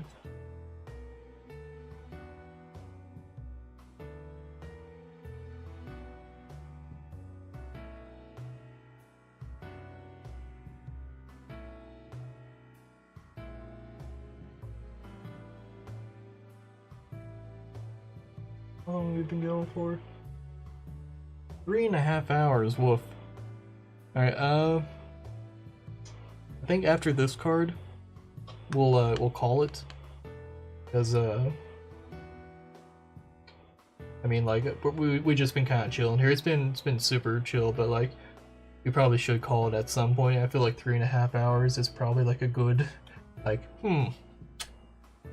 maybe we take some time away from the screen. Yeah. Exactly. I mean, that's what it comes down to, is getting money.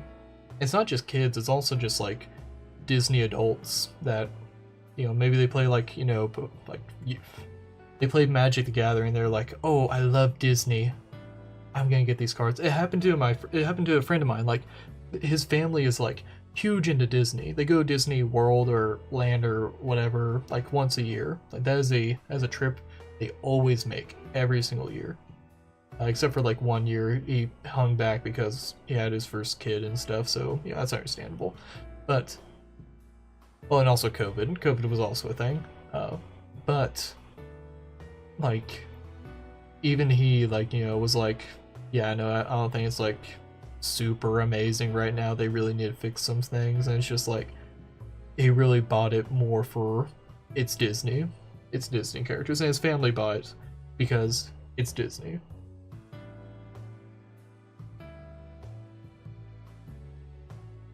Yeah, like we'll probably end the stream after this card, yeah. We've been going for 3.5 hours and we did. I totally put these with the other proxy bases, so I don't know how many we did. I think this is our 4th one? Or 3rd one? I hope it's our 4th one. Granted, we've been doing a lot of talking and stuff. I haven't been dead set focused on delayering these cards. I mean, yeah, it's been chill, yeah.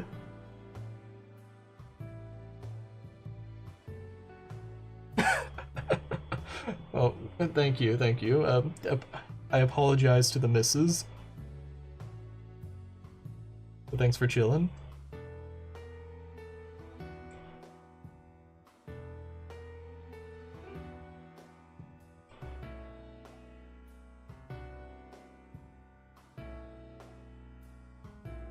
Yeah, I think the next time I stream, I'm gonna actually play a video game.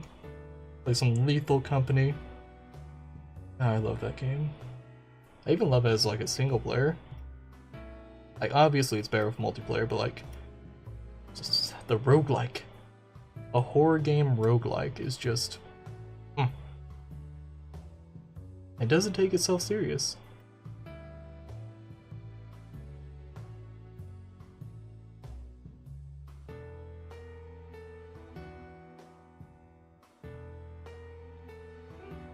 I'm not even like a big horror game guy.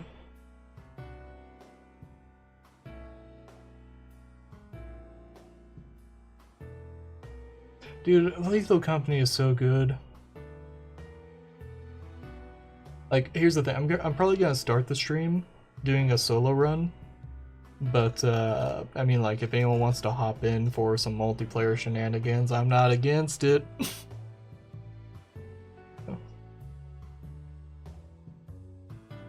Yeah, Lethal Company is like a comfort game to me right now. Like, I love Dark Souls, you know, I love Elden Ring, you know, Bloodborne, you know, all that good stuff. Sekiro, I'm a little... I feel like it was a matter of, like, the theme of it, or, I don't know, maybe, like, the playstyle, but it didn't resonate with me as much as the other, you know, Soulsborne games. But those are, like, my, like, you know, if I have a day I can burn, I'll hop on one of those. But Lethal Company has become, like, a, alright, let's just go and, like, see what random bullshit comes up. Maybe it'll be a, you know, an easy building. Maybe it'll be, you know, 15 turrets or some bullshit. Yeah. It's a good time. It's a very chill time. I almost want to stream it tomorrow, but I do want to work on some videos. And I feel like after work tomorrow would probably be a good time. I'm also like working till 11 p.m. tomorrow, so I don't think anyone would be really like awake at like midnight to start watching the stream. Like 10 o'clock my time, like I felt like that's not bad. Not bad.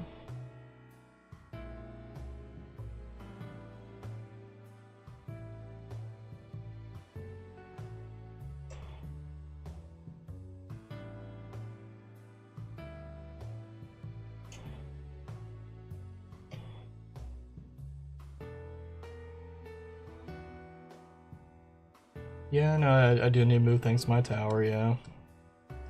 Like I said, next major purchase will be some monitors to actually motivate me to use them, and to do that, I'll want to use my tower. So I, it's hard to describe it, because what I started doing is not what I'm doing now, like what I got hired on to do. So basically, okay, I guess we'll do story time with Rustin. I work in a office for a company. I feel like I shouldn't name the company just for like, you know, like only 2 of you guys watching, but on the off chance that like, you know, someone wants to like find dirt on me, you know, this would be like a super easy way to say I work at blank. So I work at a building. I work with basically corporate level mechanics who get calls. They're like, it's like IT, like an IT person, like have you tried turning it on and off? But they do like mechanical calls like that, like a lower level mechanic will call them and be like, hey, I got this problem, and it's like, okay, well, you can do these troubleshooting steps, you know, that kind of thing.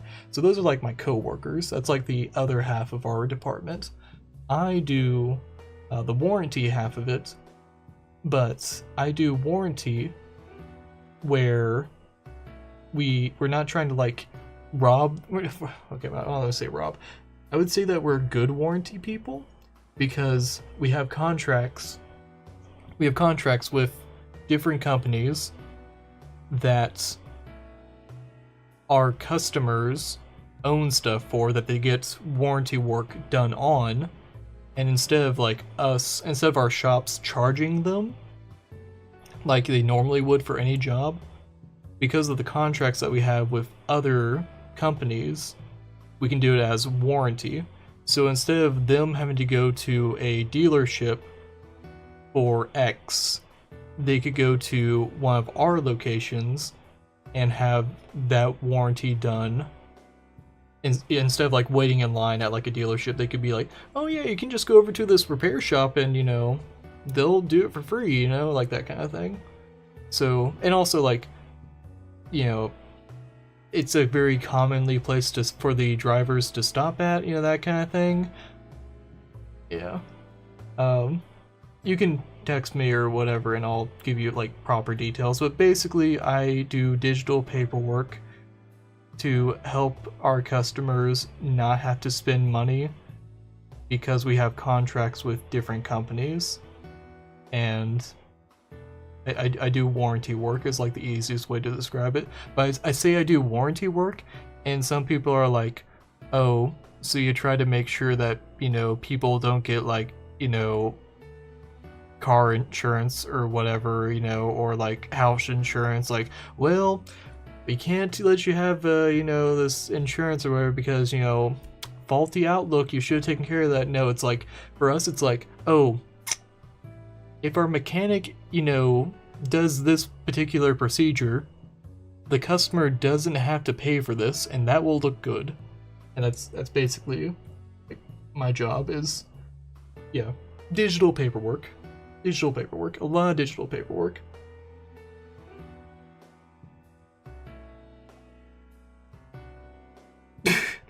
No, yeah, it's not, yeah, it's not Walmart, but yeah. Let's see.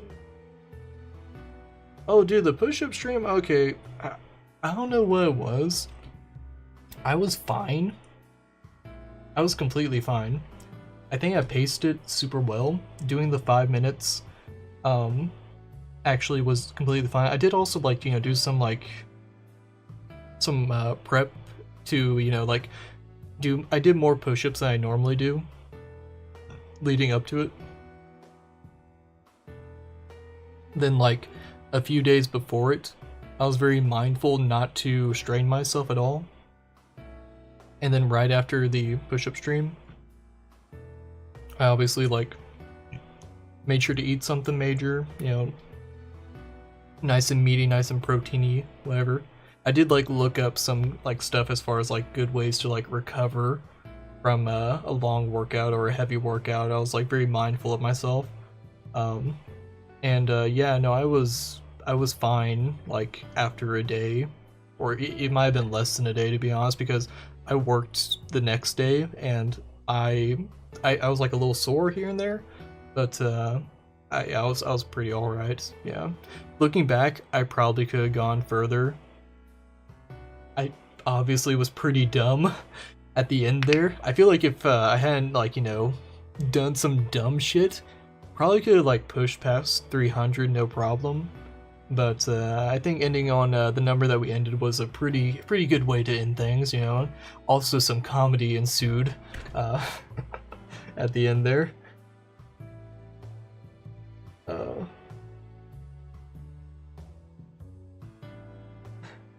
When do we get our halos? What?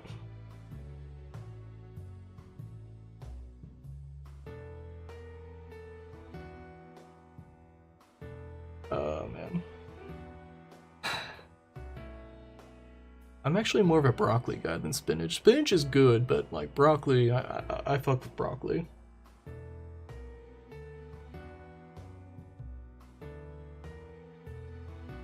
Bananas are good, yeah. I feel lately I've been more of an apple guy. I do love bananas too, but like lately I've just like, as far as fruit goes, it's like apple, and then like those like little mini oranges, like oh my god, I love those mini oranges.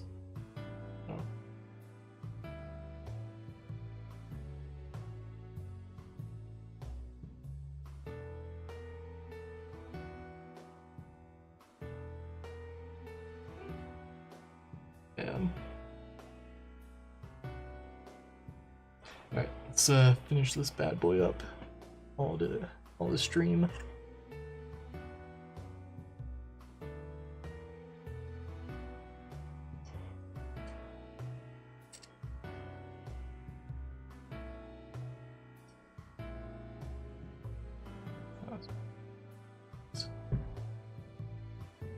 Oh man, you were like the best thing to buy for this, weren't you? Oh my god. I don't even have to use you as a magnifier after this, I can just use you as a spare light.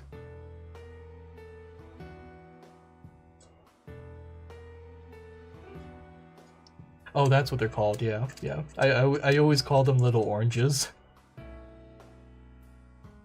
So apples, okay, you gotta find a good apple. There are so many apples out there, you gotta find like just one that resonates with you, you know what I mean?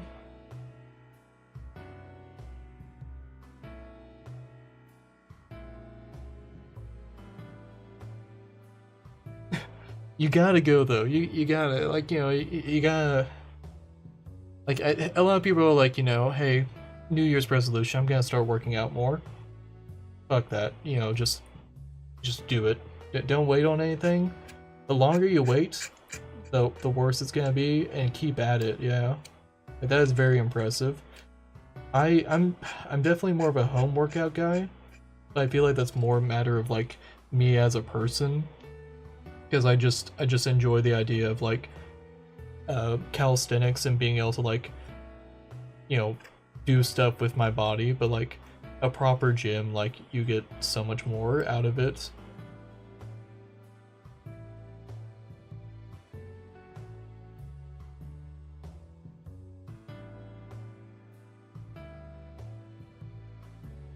That's fair. Texture is a major thing. Yeah, no, that's completely fair. I know some people who, there's some food that, while it might genuinely taste good, they just can't handle the texture of it.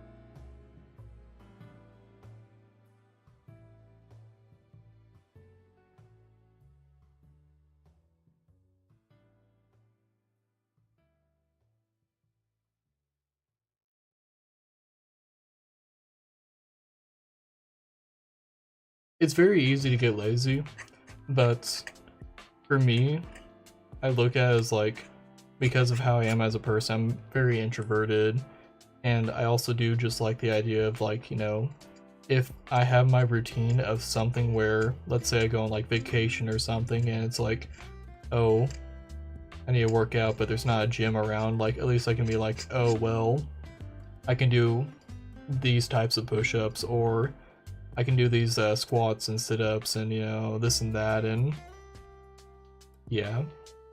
But I mean, there's just a lot more value in like using weights and stuff, and, you know, maybe like having a treadmill and stuff, you know.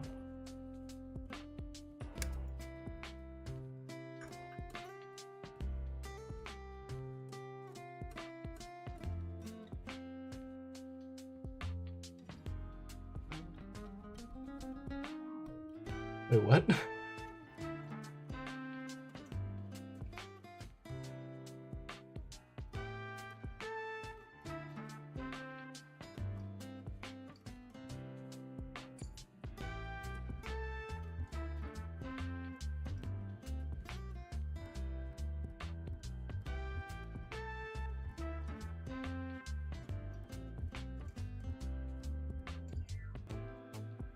Did I miss something? What?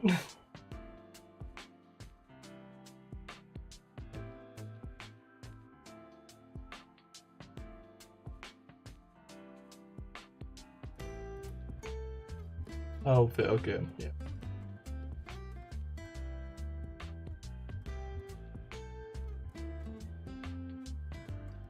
Uh.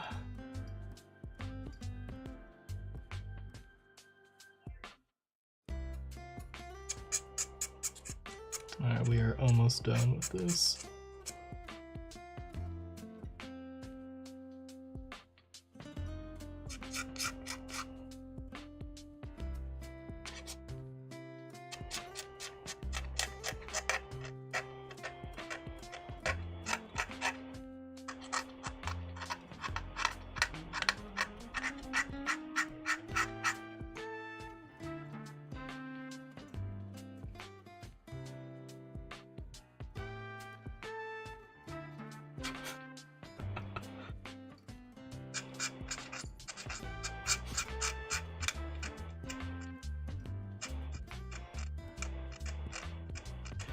I will say, some chats, like the delay, I understand the streamer struggle of how delays are and stuff now, yeah.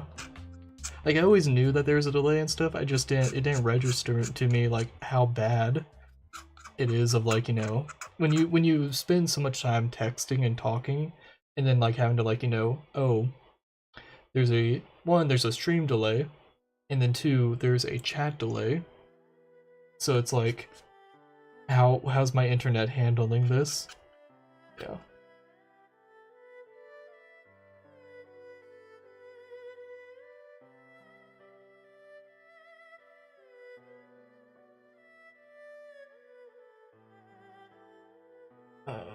Yeah, almost done. Let's clean this up just a little bit, and then I'll finish it later before I actually use it for a proxy back.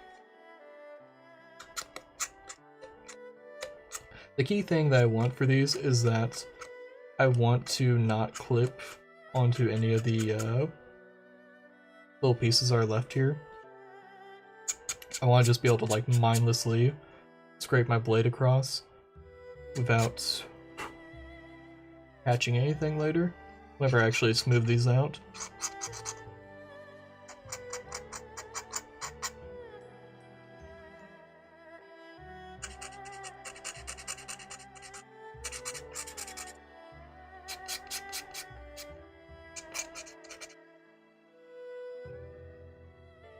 What the fuck am I listening to?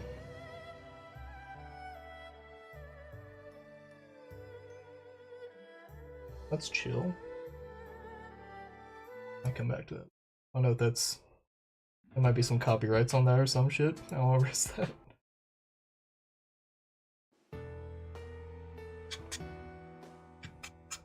It's not like I'm gonna make money off of this stream, but I'd rather, you know, if anyone comes to it, I don't want like the audio to sound weird because of some weird copyright.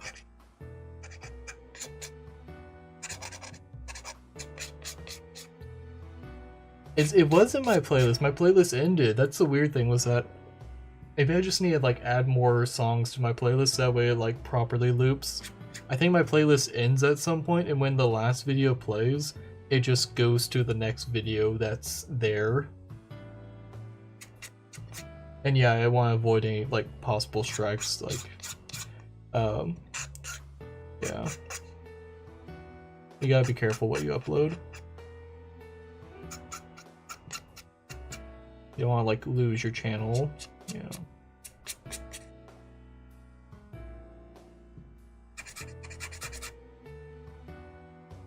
Okay, we are just about good with this. Like I said, I'll clean it up before I actually use it on one of your tokens. So don't worry about that. I'll make it as pristine as possible. Yeah.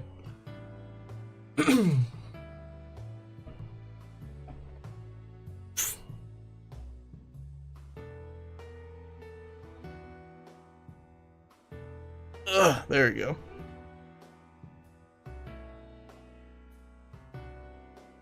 It wasn't a lot. Like 4, maybe 5. I gotta destroy them so we can make new ones that people will enjoy more than this little life point card that's not gonna do jack. Some great artwork though. If they had just made these art cards, it would have been different, but yeah. Alright. So guys, thanks for watching. It was wonderful having you guys here. Yeah, it was super chill. I don't know if I'll, you know, do another delayering stream. Who knows? But it was definitely a fun time. Like I said, the next thing that I'll probably do is a Lethal Company stream. If you guys want to like join in for one of the rooms or something, that'd be cool with me. More than likely, just be a solo thing, but yeah, no guarantee what day that'll be, but I'll definitely put up on YouTube as far as like a hey, later today this is happening, that kind of thing at least. All right, well, that'll be it for the stream. Have a good night. Thanks for watching. See you in the next one.